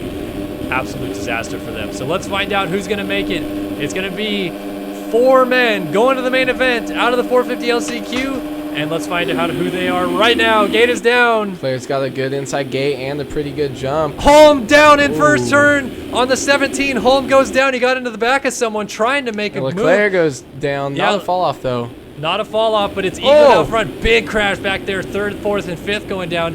Finn Collins, Craig Leake up here. And then several riders going down at the end of the rhythm. Leclerc down again. Holm looks like he was able to make it out of the first turn relatively clean despite getting tangled up there. Yeah, Garrett Hollenbeck, buddy from San Diego, little your local area up here in the transfer spot early, I think. But we saw so many people cartwheeling in that first rhythm section, and it's just their nerves. They're getting so excited, and they just want to go, go, go. But now you have less time than you did in your heat, and you're in the same position back in 20th. Fjellberg's in 17th right now. Like, man, it's crazy. So now it is between all these guys up front to kind of sort it out. Eagland out front from Collins, Leak, and Hollenbeck inside of the transfer spots. A little gap back to Reed Young in 5th there, and then Honeywell, Tiberino coming through behind. Yeah, that 5, 6, 7 pack is really, really close, as well as this 1st through 4th pack. So I feel like this is going to be some of the best racing we see here tonight. Finn Collins coming in, getting a little bit sketchy, only losing 1 spot, getting on fairly safely, but going to put him out of rhythm, drop him back. Hollenbeck's going to move up in the 2nd. These guys know they're going as fast as they can while trying to stay up, which I feel like you're like, oh, that's what you do all the time. But no, these guys are trying to push it, trying to get that edge so that the guys in 5th don't catch them. But they also have to play it safe a little bit, safer than they would. So this is not the best pack to be in. Finn Collins OJ's that step over the table and goes down, gets the legs off. Reed Young moves into the final transfer spot. Dade Honeywell coming through as well as Collins gets up. Just in the mix here with Verzaka, Leitzel, and Leclerc. This is absolutely huge if Leclerc does not go through to the main event here tonight. The same could be said for Adam Holm as well, who has always been considered a championship contender on some level, whether outdoors or in, usually an outdoor specialist.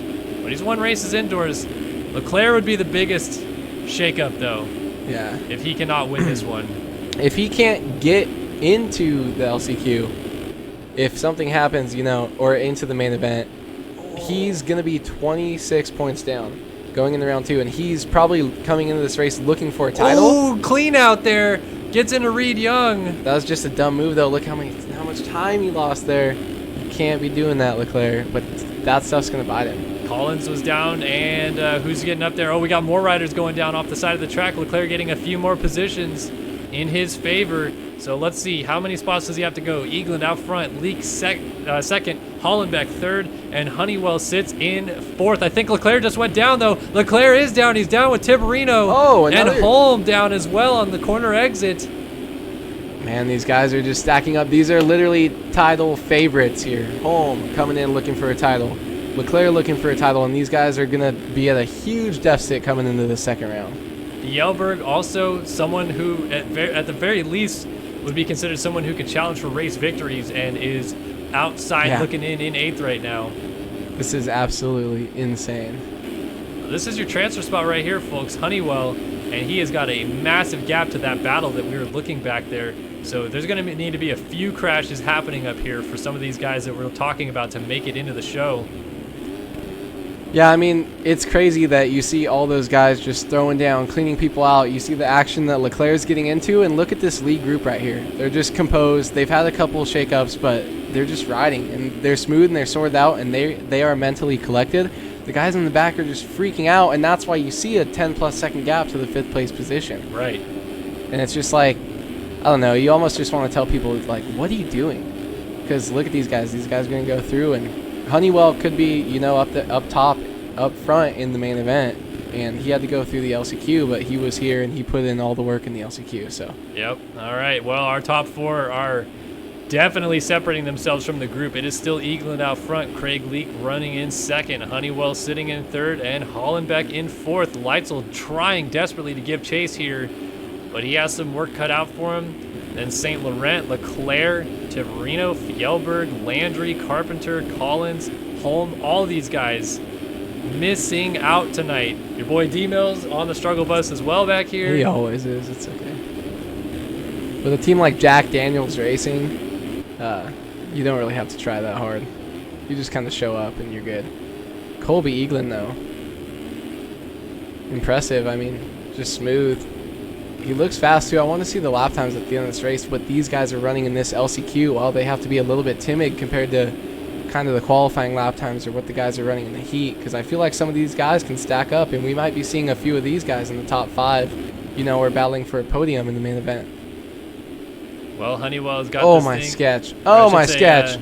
Eagland has got this thing dialed in the lead. Honeywell dialed out in 3rd right now, but our top 4 is just looking to go straight into this main event without much problems. Last lap, hold on, and those are just easy jumps, but you just start to get nervous, you know, mess them up. All you have to do is hold on, and you see 5th place starting to catch up a little bit because these guys are probably slowing up a tiny bit, but just trying to hold on. Honeywell short.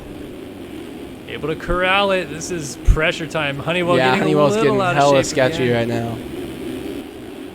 Eaglin looks like he is just about got this thing locked up. Just one more corner to go, and he is going to the main event as your LCQ winner. And that one corner is taken so smoothly. Eaglin to the main event with the win in the LCQ. Lee crosses the line second, third for Honeywell, and fourth for Hollenbeck, stamping the final ticket to the main event tonight here in the 450 class. Logan lights a William St. Laurent, Alexis Leclerc, former 450 SX champion, not going through. Benny Landry missing out. Kyle Carpenter, Dominic Tiberino, Adam Holmes not going through either. Dennis Fjellberg out looking in. Daniel Mills crashing off the side of the track. Reed Young crashing on the other side of the track. Finn Collins. Yeah, Finn Collins was in the transfer spot early and crashed his way back. Austin Eklund, Ethan Parks, James Ohashi, Kevin Frazaka, Joseph Pilsner, Dorian Moreau, all missing out as well. Crazy. Yeah, man. Hella is NorCal, bro. That's just insane, the amount of guys that... I mean, we might be seeing this every week, though. We might be seeing this for the first half of the season. You might see Rush win one main event, and then you might see him not make the main the next. So I feel like I'm saying, yeah, they're starting at such a huge deficit, but to see how much tonight has shaken up, that might keep happening. But at the same time, I feel like the nerves are going to calm down, so you can't mess up. You can't like expect that they're going to mess up too long. These guys need to get right back on it next week, get in the main, and start scoring some points. Everybody who missed out. Yeah, this is already just a crazy night of racing with how many people are not going to the main event tonight. I can't believe it. I cannot believe Alexis Leclerc, multi-time race winner, multi-time champion, sitting on the sidelines for the first gate drop of the season. That is incredible. Yeah, I think... Wow. Did Leclerc do this before? I feel like something happened where it was Leclerc, or maybe it was a 250 class rider, but I think we've seen it one more time, or maybe just battling, fourth spot in LCQ type thing, but nothing like this. Nothing where you have multiple race winners just completely that you expect to be in there. Adam, I would think, would be up there top 5 easy. Oh, yeah. No problem. Yeah. Like, Adam, at least outdoors, always title contender, and I don't see him. I don't know. It's just crazy. No, My mind's blown right now. Exactly. That's what I was going to say, too. This is a mental night of racing already, and now it is time to get ready for the main events, folks. It is only going to get better now. 15 minutes and a lap set to go for the first 250 West main event of the season. Points on the line. Huge championship implications already being tossed about in both classes with guys like, we saw Dalton Plessinger missing the main event in the 250 class. Yeah. We talked about how many 450 guys have been missing main events. By the way, big shout out, Fatal8719, enjoying the stream, SYS. Keep up the good work. Don't worry, we'll be here all year. We're keeping up the work all year. All 29 rounds. Hopefully Monster Cup this year. Decided to skip it. Yeah, maybe. We'll see. It's not sanctioned. Oh, Maybe man. we need the FIM. Yeah, need the FIM involved. There you go. Said no one ever. That's how we screw it up right away. Oh, man, I don't think many of these riders would pass if WADA was involved. Oh, no. Oh, no. Not at all. We'd be in big trouble. Tyson would have 0 titles. Tyson 0 titles, exactly. Chase B wouldn't even be allowed to show up to the event. Oh, man. All right, we're good. Lead is Weagle, bro, guys. Yeah, celebrity in chat right now. Shout out Jeff Walker. Glad to see you here, buddy. Glad that you're stopping by the stream, showing your face a little bit. And I know I was talking to all your new teammates here the last couple weeks, but not racing Supercross. I know you're trying to make it through school, and I commend you for that, buddy. That is a huge accomplishment if you can get that done while racing professional at the same time. That's crazy because I can't even fathom. I barely made it through college myself, and I wasn't racing professionally. So and making sick content. Exactly. Yes. Enjoy. Yeah. I wasn't even making sick content in college. I was making garbage content in college, and you're making sick content, racing pro motocross, and trying to make it through college. So kudos to you, buddy. That is incredible stuff. You're basically Superman. Kind of, yeah. And looking forward to seeing you racing outdoors. Thanks for dropping by. Thanks everybody else as well, continuing to stick questions? by. 500 people have been here like all night 518, long. yes, since it's just the first heat race. Consistently 500 people just chilling, watching some gaming action here in MX Simulator. Oh, Appreciate it, you Jeff guys. Walker So graduated, cool. apparently. He graduated. Supposedly. He did. That's what that guy said. He didn't say it, but I believe you, What? WP Weird Things Ghost. All right, 250 main event on the line. Let's go ahead and come back full screen in game. And Awood, any predictions? Any calling a winner? Call a winner maybe? Ooh, hold on. Everybody's moving so much. Hold on. I don't know who's all in the class. Well, I'm trying to Also, go through. I'll look down there. Oh God. Who won the first heat? Well, it was Richards won the first heat, and then the second heat, I believe, was Hubbard just beating DeSalle to the line, was it? Hubbard and DeSalle coming across very close together. I can see Richards coming in. I see Braden Carter being a close second as well. Might be able to hold on if he can keep it together. But I think Richards might be able to start this year off strong with the first main event of the year win to help protect that title. First gate drop of the year in the 250 West Division underway. Who's it going to be getting that whole shot? It's a land rush. It's 50 yeah. Trent Adams versus 33. Trent Adams picks up that first whole shot award of heck the season. Crashing going on in the background. Kevin Gonzalez trying to go for the race lead early. Oh, look at the move down the inside. Jake Warden trying to make the pass right into the lead. He's side by side with Kevin Gonzalez. Oh man, side by side into the whoops. There's still bar to bar. Yeah, maybe we're sleeping on Warden. I think, wasn't he in the LCQ as well? I think so. Yeah, he had to fight his way in. Yeah, I think he won that LCQ we just watched 2 races ago. But man, if he just gets out there and goes, he might be able to win or hold on to a podium or whatever. But I don't see any of the people that at least I thought were going to be up here battling for it. So as long as they could be smart, I think they have enough time to get themselves up there and battle for the win. But, man, if Kevin Gonzalez, he is no slacker. He can definitely just check out right here if he wants to. How about it for Kevin Gonzalez on the 33 MV Films ride? Picks up a new ride on this MV Films team this year and leading the first main event of the season in Anaheim with a host of riders right behind him. And maybe some of the fastest riders we've seen all night still buried deep in the field trying to charge forward. Defending champion Craig Richards, 18th after 1 lap. Devastating blow. Yeah, that's rough. Early in this running. Oh, a mistake from Gonzalez. Warden trying to go down the inside. Oh, into the back was Ivan Medina. Oh, no, that's I'm sorry. That's Trent Adams on the 50. Back up front, though, we got to see what's going on. It is Warden. It is Gonzalez. And yeah, these guys are scrappy. Daniel Irvine right there in third, I believe. And a little sketchy, and the track's going to break down more than they've probably ridden it. So these guys are going to keep going for triples out like that, where you see the third place rider there, boner airs it and almost just wads himself up. If those guys keep trying that late in the race, they're going to just start crashing themselves out. So we'll see how these guys can adapt to the changing track. But Warden and Kevin looking pretty solid, kind of matching each other's pace right here. Yeah, Warden trying to just open up a slight gap if he can. About to be 2 laps in the books and 2 minutes in the books. So 13 minutes and 1 lap remaining in the first 250 West main event of the season. Oh man, this is going to be an absolute barn burner with some guys up front that have never won a main event before, trying to hold off as the hard chargers and fastest qualifiers work their way through the field. Yeah, and I see some of them around the 5 to 10 range, but you've also got some. Braden Carter just moved into 9th and back to 10th, but those guys, they have the speed. They're the fastest qualifiers. You know, they're the ones that know they can get up there as long as they ride consistent. And so Craig Richards all the way up to 14th. We'll probably end up in the top 5 here tonight, but you need to see how these guys do right here, right now, to see if they can stay up here and hold on to that top 5, you know, and maybe not let Craig in. It's up to these guys to hold on to their position. Craig would put himself in a good situation, but kind of luck into it if these guys just start throwing it away. Yeah, and that pressure we talked about at the beginning of the program with Anaheim 1 and the beginning of the season, some of these guys might have that get to them as the race goes on. They realize they're up front, they realize they have a shot at a victory, and start throwing it away. It's exactly what you're talking about with Richards last year and why he was so good and was winning races and eventually the championship, is he just kind of waited for those mistakes to happen and just rode steady laps, lap after lap, putting in the same times. Eventually found his way up to the front very, very often. Yeah, I mean, these guys, some of these guys, I feel like you kind of underestimate them because you either weren't paying attention to them. Like Warden right now is blowing me away. He's absolutely killing it, but you just either they come in under the radar or you just don't know how much they've progressed in the offseason. And right now I'm seeing some amazing rides by some guys and some rides where I'm like, hey, you might have lost a little bit. You know, you got to get that back quick if you want to have a chance at this short 250 West Coast title. Right.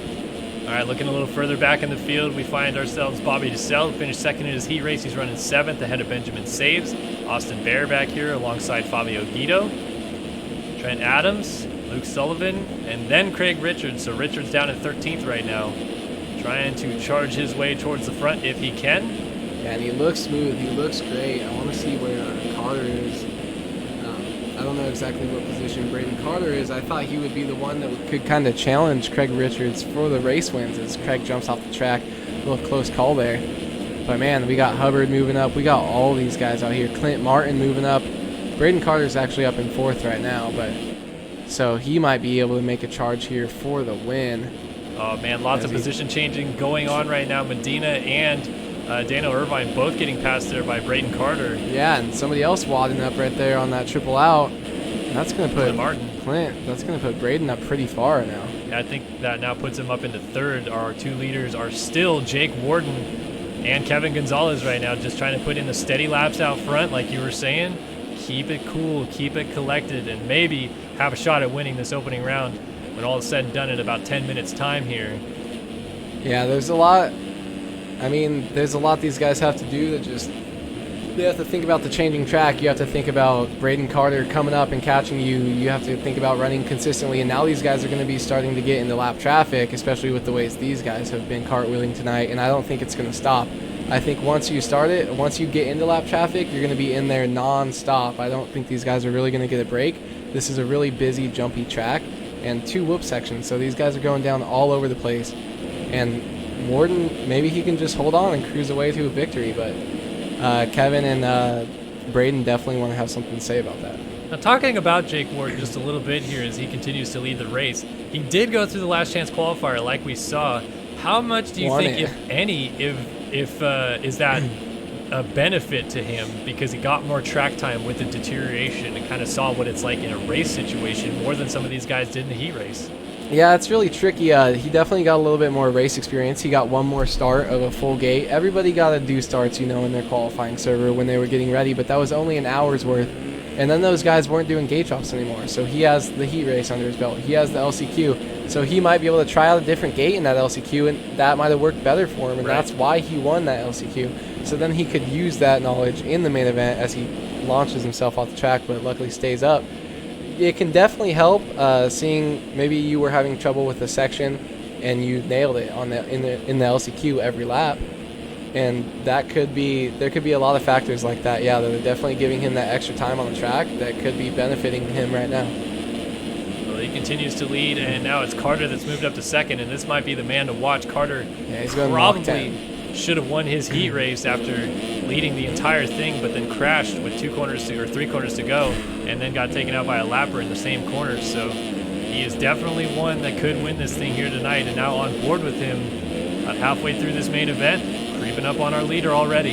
Yeah, he is an absolute shredder, and look, he's right there. He's got to be less than a second or 1.1 seconds away right behind him right now. Let's see, he's got a little bit different line here in that sand. I picks him up about 3/10 there after he clips that, but man, you can see Braden is just dialed. He's just hitting his marks, and he's insanely fast. Okay, hit your marks when I'm telling you to hit your mark. Braden Carter, though, casing that, and he's not even going to let it affect him as he's going to make the pass here through that first rhythm section. Right into the lead, no problemo. Goes Braden Carter, no! And then Warden plows onto, is that Charles Gable maybe that's down a lapped rider? Luckily stays up. Yeah, able to stay on 2 wheels, but now Carter has opened up a nice gap out front, and this could be goodbye time here, halfway through the main event. And Carter out front, pulling away, looking awfully strong on that number 32 Jack Daniels Racing ride. Yeah, I mean, this is not what Craig wanted to see after that horrendous start and first couple laps. He's definitely fighting his way back, and we'll have to see where he comes through this time around. But Braden able to fight back from a little bit less of a deficit and get that lead, and Braden's just going to check out. I feel like unless something crazy happens with lappers, or if Braden falls apart, or if he's pushing too much with the road, I feel like he's just where he's comfortable, and he's just going to cruise away with this. So yeah. Craig just needs to fight back and not lose as much point as possible. So halfway through this main event as Carter is navigating some down riders. Let's go ahead and do a really quick top 10 rundown. This one brought to you by the brand new Underground Raceway and Hobby sponsorship.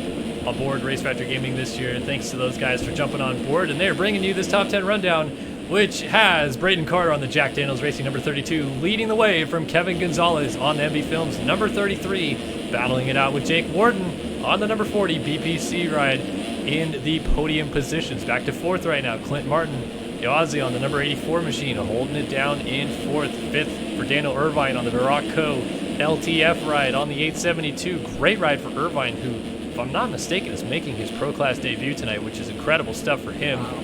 Ivan Medina sitting back here in sixth, I believe, for the C4 Designs Co.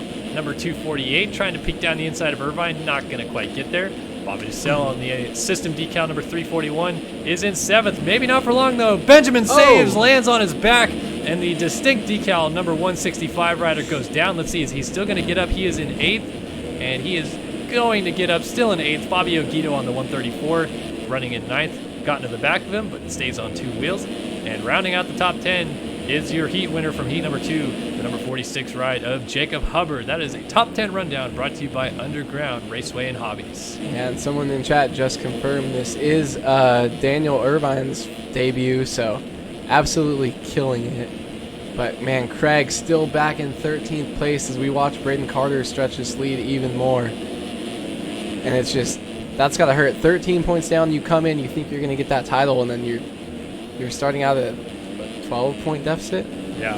15? Big gap nonetheless, and in a short championship like these regionals, 250 titles are, oh man, that's yeah, gonna you be have to be consistent. Yeah, uphill battle early on like that for sure. Carter just looks so smooth, so calculated. I mean, really, other than a bad start in the main and those two crashes that he had in his heat race, it doesn't look like he's really put much of a foot wrong here tonight. Yeah, he hasn't done too much. He had that crash at the end of the heat. He had a few bobbles early in this one, but he had a pretty good start and just kind of making it work. But Craig killed it. Craig did pretty good in his heat, but man, just wasn't able to make it happen. If he finishes and he's got some time, 13th, where he's at right now, that's about equivalent to those 450 guys we talked about not making it because their series is half as long. So that's such a huge deficit, and hopefully for his title, Craig's title's sake, he can gain some positions, but there's a lot of other guys here too. Kevin Gonzalez wants a title too, and he dropped back to 6th, so you can't count any of these guys out early. No, absolutely not, but Carter clearly has the gauntlet laid down. Huge race lead going on right now from Jake Warden, who in his own right is probably going to be pretty stoked with the second here. May think in his own head that he threw away a victory, but I don't believe he's actually ever landed on the podium before in either 250 motocross or supercross. So the fact that he's up here in second at the opener is going to be a huge shot in the arm for him, confidence-wise, going into the rest of the season for the number 40 machine. Yeah, I don't even know who he was. So. At least you're honest. He's on my friend's team. He's got number 40. You had to erase some nationals, so I'm sorry about that. I'm pretty sure I was commentating those. But no, Jacob Warden, just look, he's navigating the lappers. I mean, I don't know how long this guy's been racing, but it's the first time I've seen him perform like this, or at least seen his name. Up here performing like this, navigating lappers, the road. He definitely has put his work in the off-season, and it's showing right here. Yeah, just clicking off the laps, no problem. Running up with the leaders like he's been doing it basically his entire MX Simulator career. Like I said, really hasn't. And Daniel Irvine, are you kidding me? 250 pro debut, and he is running in third right now. Like, might end up on the podium, battling it out here as the 84. Oh my gosh. Clint Martin goes by. I mean, we picked the wrong time His to go on. baby Daniel brother Irvine. grabbed the controller right there. I'm sorry. Oh my goodness. And it's just not even, it doesn't look any better. Come on, Daniel. Hey, he could be. Have you ridden a 250 race in RF? You can ride like that, and as long as you don't fall, you can top 10. So yeah, sometimes. I'm not trying to hate on you guys. I will never go as fast as the winners, but dude, sometimes this class is so hectic, as we've seen. Robert Wilson, I thought would be top 5. Zoa Cross, I thought would be battling, for top 5. Yeah. And those guys are in 17th, 18th, so you can't really. Yeah, anything goes. The 250 class is wild, and the 450 class is basically the same, I guess. Everybody's. Yeah, I can't wait for that 450 main event coming up here in just a excited. minute. Oh my gosh, but this 250 main still hot and heavy. If few more laps left to go. Benjamin Saves was on the back tire of Bobby Dussel, but did not quite get close enough to make a pass, and then made a few mistakes that cost him enough time to not be close enough to make a pass anymore. Kevin Gonzalez, who was leading the race at one point, slipping down the field a little bit, trying to hold on for a top 10, but he's got Fabio Guido on that 134 closing down a little bit on him.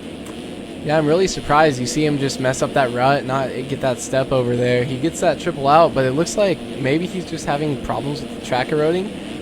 This is more laps than these guys have had on it with the track, with a full gate and the track eroding like this. So this is all new, an all new track for these guys to be riding right now. And some people can hold it together and some might not. And maybe Kevin will kind of practice on this during the week and kind of get better situated for round 2 at St. Louis.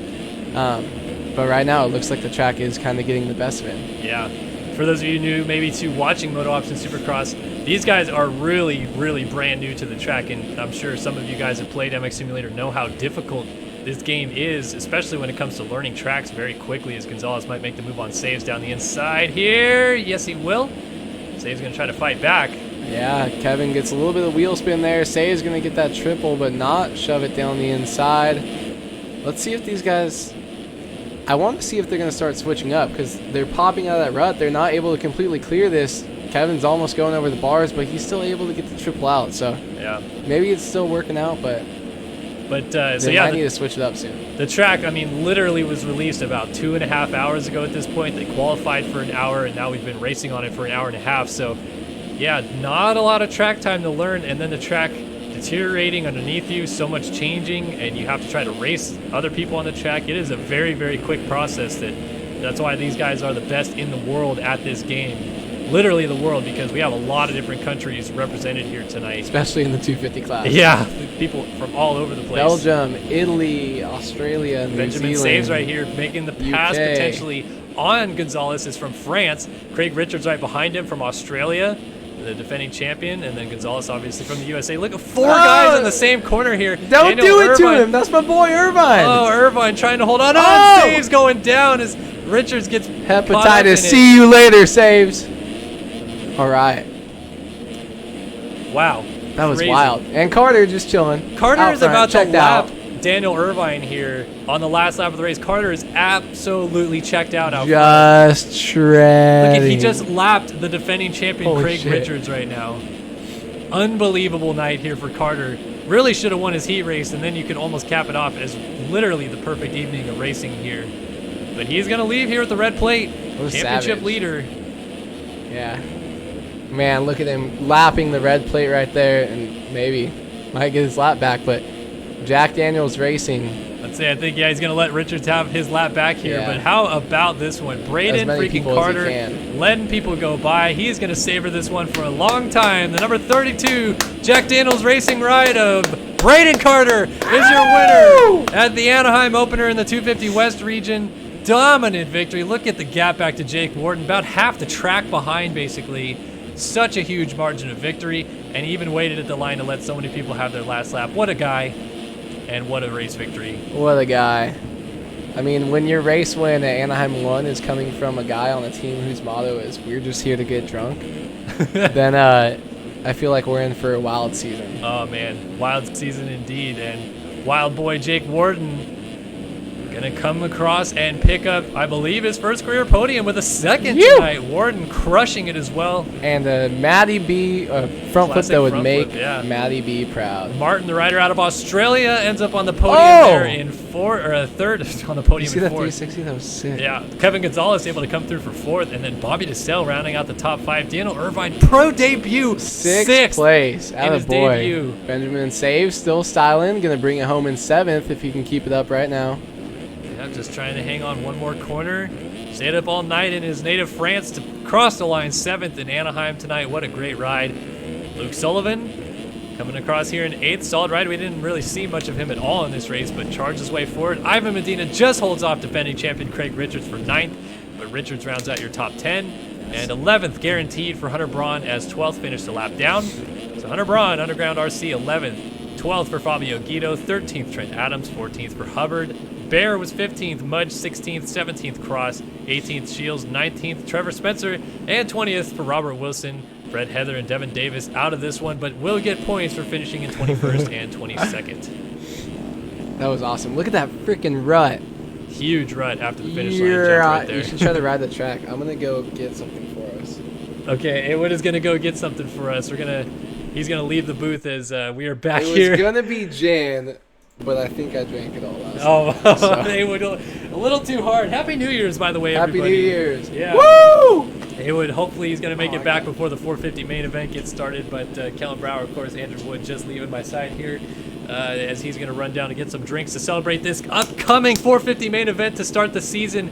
570 people in this chat right now. Unbelievable. I can't believe how many people are watching this. Like, seriously, thank you guys so much. This means a ton that we have this much support to start the season, kick it off with a bang at Anaheim 1, have a great opening round. Braden Carter trying to find his way up onto the box, but the box can't even get on it this year, unfortunately. Looks like it has no collision file, so he's just going to ride around. Yeah, this is crazy. Big names coming up in this 450 main event. Looks like our boy Jeff Walker in chat says he wants Jeremy Smith to take a win here tonight.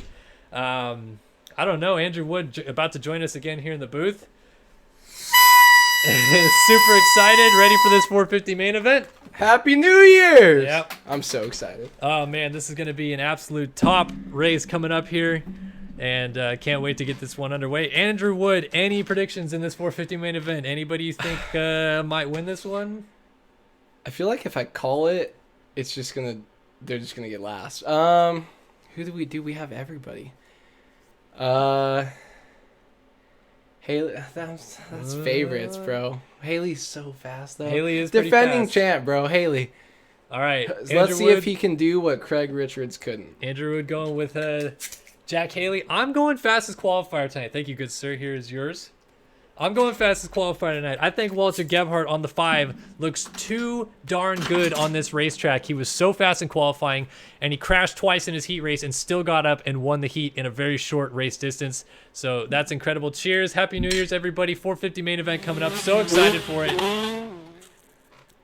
It only took me till 8 p.m. to wake up. But love this stuff. I'm back. By the way, Alex Efforts, $5. Appreciate it, buddy. And Weeby19 just dropping those $10 in chat. Cheers to SYS and this awesome opening stream for the season. Hell yeah. This is a blessing, guys. This 550.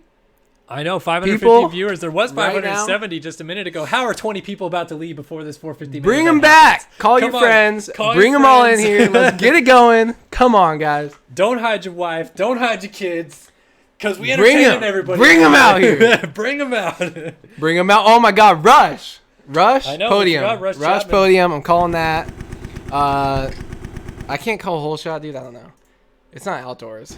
Outdoors is easier, I feel, because some people just got it. Supercross, they're a little more sketchy. Modelo time. Yeah, baby. See, I'm so excited for this. Dude, this is about to be 20 minutes plus one lap of some of this is some of the best MX Simulator riding anybody will ever see, because I mean, this is insane. This is every single one of the best riders in the world in this game right now going for 20 minutes as hard as they can on a racetrack that they just learned. Like, it doesn't get more and the track is going to break world. down more than they've seen it, just like you saw in that 250 main. I feel like that's what was Kevin's big downfall of that race. And these guys, yeah, they've been around, but it's a new season. They haven't ridden Supercross like this in a long, long time. I see people saying that we're top 10 gaming stream on YouTube right now. Are you kidding me? Dude, that is so sick. I can't believe that you guys stopping by tonight, making this one of the best nights hopefully we can of do MX Simulator racing we've had ever. Questions, or after we analyze a little bit at the end of the stream, after since this we have race. so many people. But it's time. The quest to be the 2020 MotoOption Supercross champion starts right now in Anaheim. Oh, and a terrible jump by that race car, but we got the Sealy. Out of the inside, it was gonna be Lang. Lang again with the whole shot. Oh my God! Carnage, there's 4 people up! Everybody is down in the background. Tyler Lang is out front. Jeremy Smith is in second. Brady Stanley is in third. Colton Mitchell is in fourth. And Colby Eagland is in fifth. Where are all the heavy hitters that we were talking about before this one? Gebhardt looks like he went down, and Tyler Lane gets hung up. Smith into the back of him. 5 guys coming through the same corner at the same time, and now Smith gets in to Brady Stanley and goes down. Mitchell, no skins. Tyler Lane goes down. Or Tyler Lane. All these guys just completely throwing out the window what we were saying about the best riders on the game. They all look like garbage. They're squids. They're trash. Oh my gosh. What is happening? Colton Mitchell out in front, the T-Gritty rider trying to take it away as he is going to probably lead us down to complete lap number 1 on the number 6. It is Colby Eagland in second. It is Walter Gebhardt up in third already, so Gebhardt a pretty good start. His teammate Stanley right behind him over the line. We got Carlin. We have, no, that is Holland back up here as well. Yeah, and Rush right behind him. I think this is about 7. Chapman. 729. Yeah, beautiful number. Beautiful. Jack Haley, defending champion, running in 8th. We got Siebel running in 11th. He's going to be a favorite to come through the field as well. Smith was up front early. He is back in 12th now. Freaking nuts. 600 viewers. Thank you guys so much. Live. The switch to YouTube has been pretty rad. I feel like it's a little bit easier for you guys to make donations no matter where you live, whatever, if you guys want to do that. But thank you guys for being here to support. And the good thing about this 450 class is these guys are so fast and so knowledgeable and so good at the game. I feel like we can have that car. We had literally like 4 people on their dirt bikes coming at the camera in the first rhythm section. And I feel like if you were in that pile-up, this is still going to be an insane race because these guys, look how smooth they are, and I feel like they're going to get it figured out. Their heat races were garbage. Their LCQs were sketchy, but I feel like this main event is where they're going to get their get everything back together, and these guys are going to start looking like they did at the end of the season last year. Well, you can already see that our front runners are settling in for sure. Mitchell out front from Eagland, and Gebhardt settling into a bit of a groove here. Yeah, these guys are nuts. It's when you start to see these wider shots of these guys going around the corners, just training, just hitting the rhythm section so smooth sometimes. And they will make mistakes, and somebody will crash out. This doesn't happen where they just train this way the whole time. But it's who can make the least of them. And sometimes you do go full.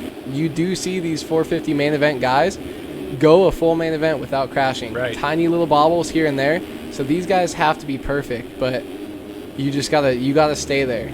You can't take yourself out of the race. Holy cow! Sorry. Gavboy in chat dropping $19.99. Paying for a subscription out here with that $19.99. Yeah, This is awesome content for you guys. Oh man, what a great race to start. And there is Gebhardt, who has moved into second. He has made his way around and is going after Colton Mitchell for the lead already. Dude, this is nuts. Gebhardt is a shredder. Is this his first year on the 450 in Supercross? I think this is his first full-time year. Yeah, he was a 250 outdoor champion last year, picked up that number 5 as his career number, and he is setting sail right now after Colton Mitchell. Yeah, I mean, honestly, it's kind of insane. Like, you got this guy out here moving up, and most guys can ride both bikes, you know, but he hasn't been in this class racing with all these people. He's just been kind of watching. He's been doing his own thing, killing the 250 titles, but you see him in his first 450 main event, and now he's about to win it. Like, I don't know. It's crazy how much skill this guy has, and he's definitely looks like he's going to make this pass. And I don't want to see him pass Mitchell, who's also, did he earn that 6, right? He's a outdoor title winner. But, man, it's just so many title guys fighting for this main event win. Thank you, Zach. Holy crap. Yeah, Zach dropping $20 in chat. We have 600 viewers, dude. Unbelievable watching this insane battle for the lead. 4.5 minutes into the 450 main event at the 2020 Anaheim Opener and MX Simulator. It is Colton Mitchell and Walter Gebhardt on the 6 and 5 respectively, battling it out here in Angel Stadium. I can't wait. Oh, man, look at jumping into the corner. Gebhardt gets a little high and almost tucked that front wheel, able to save it. And just like that little mistake, he has the extra speed. You can see him pull up on the rear wheel of Mitchell, but that little mistake just drops him back all that he fought for in the last 5 laps. And yes, we're only about a quarter of the way into this, maybe, but that little mistake, if he makes a couple more of those, he might not be able to actually go and pull that one away from Mitchell here. And you got to also keep an eye on Eagland, who is just kind of sitting back here and watching what's going on out front. He's not really in the battle, and he's waiting for the mistakes to happen. That's a good strategy, especially when you have two guys out front that are going for it and sending caution to the wind, trying to pass each other. Yeah, and you can see, I mean, if you want to go on board with Gebhardt, I want to kind of see their lap times they're running, maybe through the top 5. These guys are just so consistent, and they're so consistently fast. Holy crap, Jack Haley in Germany, 4 a.m. right now in 20th place, your defending title.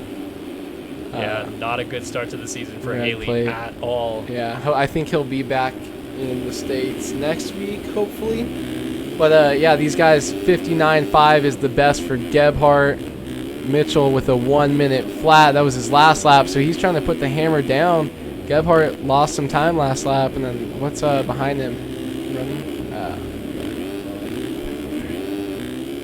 1 minute, 0.5. So you see these guys, they're basically matching lap times. It's going to come down to who makes the fewest mistakes. But also, we're about to get into a giant pack of lappers because these 4 are basically checked out. You can see the map in the top right corner of your screen, or you could. Just as you say that. You really got to do that to me? Yeah.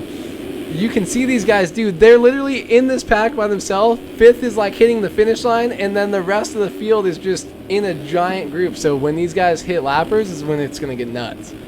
It's going to start looking like a heat race. I'm giving a lot of credit right now here to Colton Mitchell, who, for really the lack of a better word, was not himself last year. He was kind of struggle busting. We thought he was going to be a championship contender. In 2018, he absolutely was. It was him and Leclerc, championship contenders to the line. Mitchell, not as strong last year. He had some computer issues that were hampering him a little bit for sure, but even so, it wasn't like he was as consistent or at the front as we saw him in 2018. This looks like the 2018 Colton Mitchell is back, and he is trying to hold off this hard charge from Gebhardt for the lead as they're going side by side in the rhythm section. Let's see what happens here in the corner. He's going to wait up a little bit. He should still be able to get that triple in behind him. Gebhardt. Sorry, I'll start using his real name. But coming into these whoops, he lost a little bit of ground, but I don't think he's worried at all. That's one little mistake. That's just giving him more room to make a pass to set something up here, as he's going to try to go inside. Not going to make it stick yet, but, man, he really has the speed, and he's definitely going to make a move sometime within the next lap. Kind of one line here, but... Starting to approach the halfway point of this race. We're only about 2 minutes away from the halfway point, so Gebhardt obviously wanting to make a move and start opening a gap if he can to kind of help his case in the second half. Look at that line there, way outside. Yeah, those guys are nuts. They're moving away because they want to stay away from that rough. They might not have ridden in it that much, so they're just, I'm just going to go way out here. It's going to be smoother, and I'm going to have no chance to fall.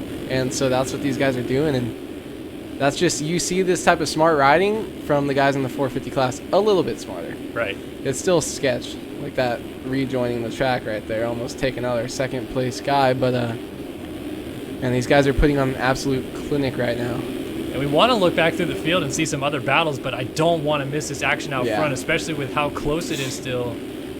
We'll take a look through the field as we get into the second half of this race, no doubt, but the battle brewing hot and heavy for the lead between Colton Mitchell on the 6. Yeah, and Walter. Oh, Gebhardt down the inside is going to make the move. Mitchell, mistake, and the mistake cost him the lead. Gebhardt on the system decal machine goes to the front. Made a rider down, but somehow they both avoided him. The camera almost screwed me.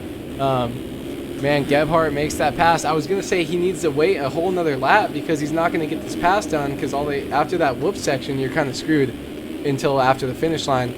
And Gebhardt needs to make his pass in one of the 180 bull turns, but he got a gift given to him right before that last one, was able to make the pass. But Gebhardt getting a little close to the bales. We still have not seen any lappers. For as fast as these guys are going and how far checked out they are, there's been maybe one or two. These guys are going to hit giant groups of lappers before the end of this race, and it's going to be a shit show. Oh, yeah, absolutely. I mean, when you think about it, Gebhardt mistakes. Riders everywhere. Oh, there it is. Smith down in the corner. We got a couple other guys mixed in there. Here is, different rhythm lane. We haven't seen them take that at all tonight. There's the shit show because you see the guys, and that's how you see how smart these guys are. both of them checked up, rolled that inside, followed each other. That's why these guys have the single digits on their bike, and that's why these guys are past champions. And a mistake cost Gebhardt the lead, and now Mitchell gets hung up on the back of Devin Ryan as they go through the corner. We got a lot of lap traffic getting mixed in here now suddenly as Mitchell falls behind a few others. I'm trying to see, I think that's Jeremy Smith perhaps on the 4, and I can't get the number on the other guy in between these two. Let's see, the 208, that's Garrett Oliver coming through. So Gebhardt now out front once again. Mitchell making a few more mistakes, going to allow Eaglin to come up into the picture here. Eaglin trying to tuck to the inside there as Smith trying to avoid all the chaos that's been going on. And just like that, we have a battle for second very quickly brewing here in Anaheim. Yeah, man, this is nuts, and it's just even gonna get even more nuts. They might get a little breather here, but Eaglin's trying to move up. Man, Mitchell lost so much to that, but I told you it was gonna happen, and it could still happen every single lap until the end of this. This thing could just be shifting all the way. So Gebhardt has definitely not ran away with this. It's just because he's got that little gap and he is looking faster. This race can get crazy again in any moment. All right, so let's go ahead while we're halfway through this main event to very quickly do a top 10 rundown. And as it is the 9th year of being title sponsor of this series, this one's brought to you by MotoOption Clothing. Check out MotoOption today for all your clothing and apparel needs. They're bringing you this top 10 rundown in the first 450 main event of the year. It is Walter Gebhardt on the number 5 system decal ride leading here in Anaheim from Colton Mitchell on the T Gritty number 6. Then Colby Eaglin on the MB Films number 24 sits third ahead of Rush Chapman in his return to racing on the Panini Motorsports number 29 in 4th. Jeremy Cohenauer crossing the line here in 5th on the MB Films number 13. Running strong as well ahead of Garrett Hollenbeck on the number 54 Tech Designs machine. Isaiah Dickerson coming across here in 7th on the MV Films number 26. Yeah, tossing on the triple. Attaboy. Very nice. And another MV Films rider is Race Carlin here on the 12th. He's about to be passed as Jeremy Siebold tucks down the inside, moves up into 8th, and then Wilcox crosses over and takes out Carlin. They were in 9th and 10th.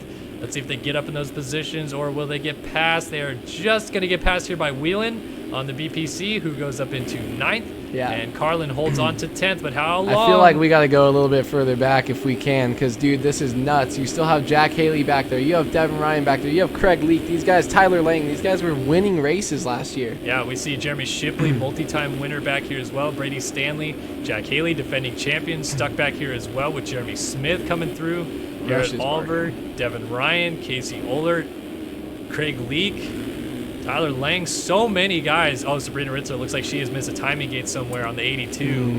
Definitely. Hate to see it. Yeah, that's a tough So one right apparently Rush is absolutely shredding in 4th place, and he is, I don't know how far behind. Dude, Not that far behind, but 20 seconds. I don't know. That's 59.1. I guess he gained 10 seconds in 4 laps, and hey, there's about 10 more laps to go. So Rush Chapman, look, he's getting that. See how gnarly this is? If we could just watch him around the track for a little bit, you can start to see the ruts building up, and these 450s dig so much deeper than the 250s do. Rutted faces, peaky transitions, and look at this, how choppy this is coming into this whoop section. And the whoops themselves break down, so it's not easy. Look at these guys. You got to watch out for lappers, all this stuff. And Rush is just 13 seconds behind 3rd now. He's going to be on the podium tonight, at least. Yeah, in my mind, he is absolutely shredding, and that was with the 110 because He must of have a fall off, yeah. probably from lappers. But nailing that triple out of the corner, using that little notch on the exit of the rut to hop over. These guys are so calculated with that rut. They know exactly where to go. And Rush, dude, every time I say someone's calculated, but he still brings it out, triples in perfectly in that rut. Look at him. What a savage. Just flying right now through the ruts, no problem. We still have about 6 minutes and a lap left to go, so he's going to try to make as much headway as he can and get potentially onto the podium. Ooh, almost quadded over that. These guys have to be so pinpoint into that rut, outside of that fast whoop section, then to hit that triple on is just nuts. I know. With it being this eroded. And seriously, guys, if you're just tuning in for the first time ever to MotoOption Supercross, this game, MX Simulator, that we are watching them play right now, is really hard. Like, what they are doing It's stupid. It's not is even fun. really, really hard. It is hours upon hours of learning this trade and getting good at this game. It is incredible what they're able to do. Another 59.5 out of Chapman. Yeah, let's go see what the leaders are running in front of him, but he's only 12 seconds back off of this. Yeah, none of these guys in the sub 1 minute. what Gebhardt did a few laps ago. But yeah, it is, with the last couple laps, but it is lap 15. So will Rush be able to make it up to at least a podium spot? We'll see, but start off this championship hunt strong. If he can get on the podium here at A1, that would mean he'd have to go up and steal it from Colby Eaglin here. And Eaglin is looking really strong as Mitchell's just trying to give chase. They're battling it out with Jeremy Smith. I just guessed that he was on third too. Like sometimes he shows me. Like, I think you switched to the guy in front of him. Everybody's watching the race. LTP Media. That's why we're here. Oh, Gebhardt down with the lead. He didn't off a lapper. Yeah, that was a really awkward crash in the middle of a rhythm section. Eaglin is just gonna get here before Gebhardt's getting up, but Gebhardt is right in the midst of a lot of lap traffic and making a couple more mistakes to boot. Not going to help his case. So Eaglin suddenly kind of has closed in on him a bit here. Is that Mitchell behind him? Yeah, Mitchell's still right there on the 6. Mitchell, give us your skins, please. If I remember right, I feel like Mitchell just runs default models and stuff like that. He just doesn't care. Yeah, it could be. I just want to say thank you to Jeff Walker, coming in here, posting on your Instagram story, helping get people in here at A1. Pretty sick out here. We've got the biggest group of spectators we've had so far watching this thing.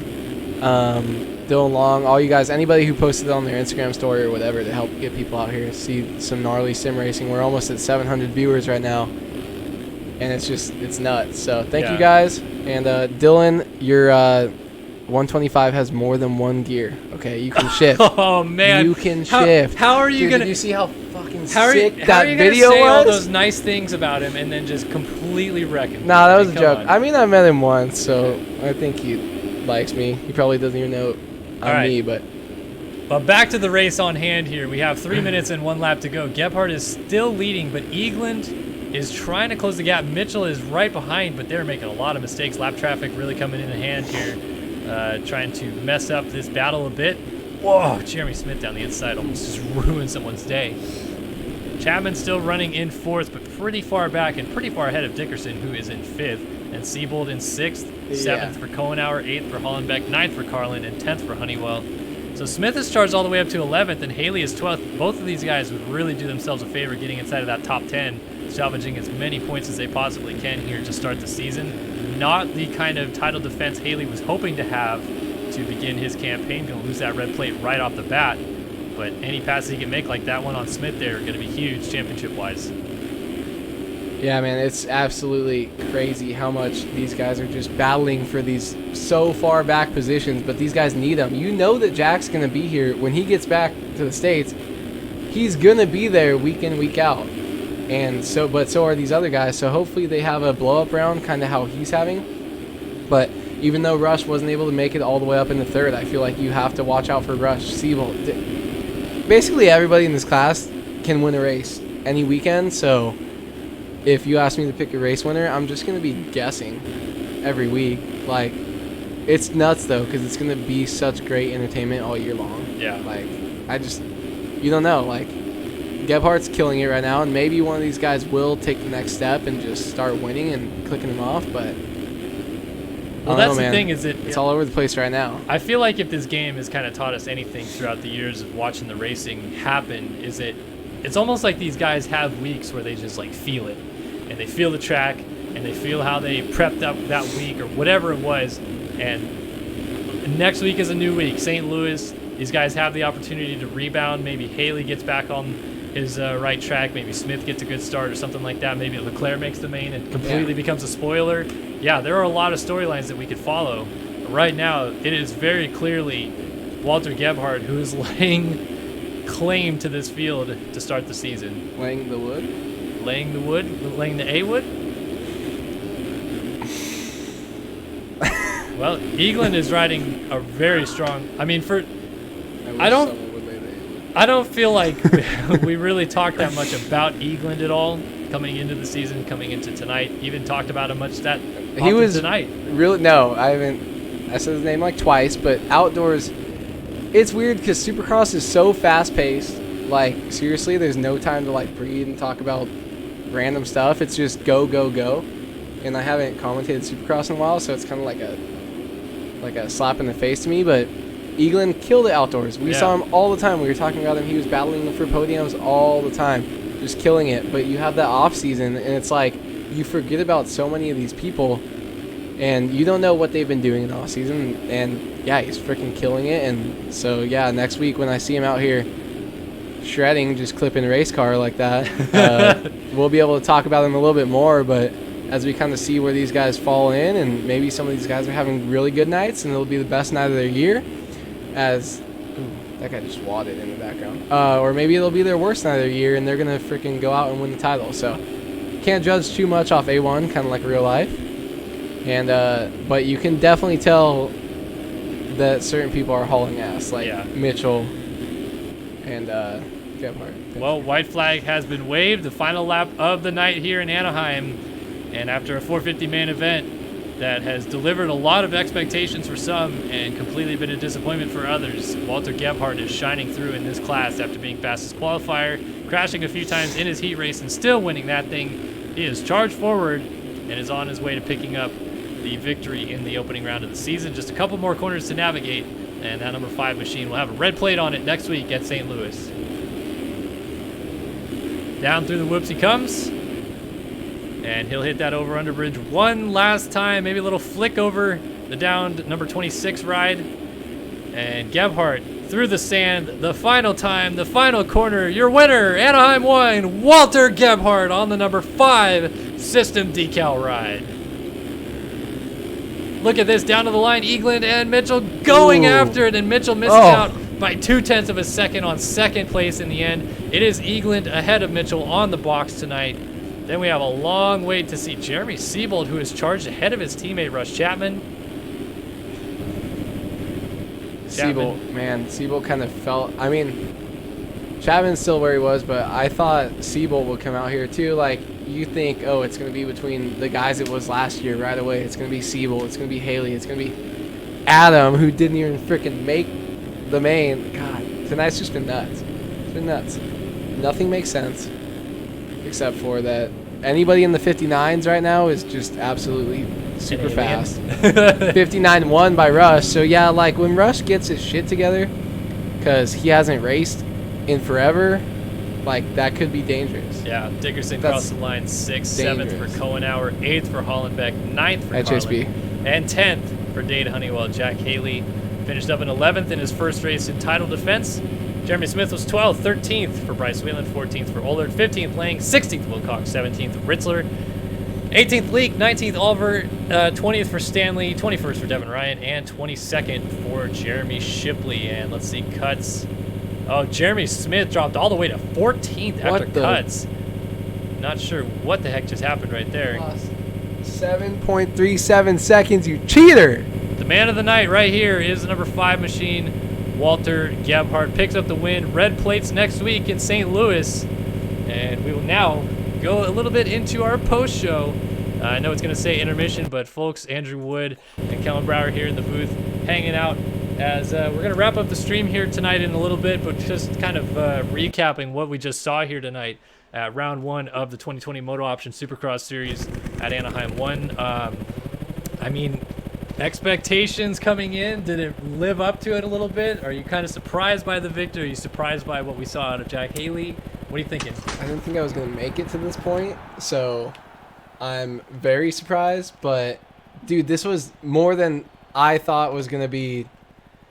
No, this just completely blew everything away. The amount of people we have in here watching the race, the type of racing, not seeing past championship winners not make the main event, like, it was just nuts. This thing completely blew every expectation I had out of the water, and seeing how stacked both fields are, like, I'm so excited for like every Wednesday night now. No, this is hopefully everybody can join us and join us, and it's gonna be nuts. It's gonna be like this every weekend, I feel. I know, this is honestly, this was the best night of sim racing I feel like we've ever seen. Yeah, some races have been better, but the fact that we had so many people in chat all night talking and watching this race, and some of the big guys like Dylan Long, Jeff Walker stopping by. Thank you guys so much. Really appreciate that you guys stopped by and shouted us out as well. What a blast.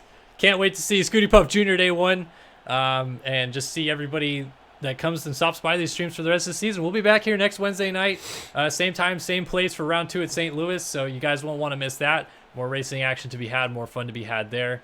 Final thoughts. Let's talk about 250 class a little bit just to kind of wrap up that one as well.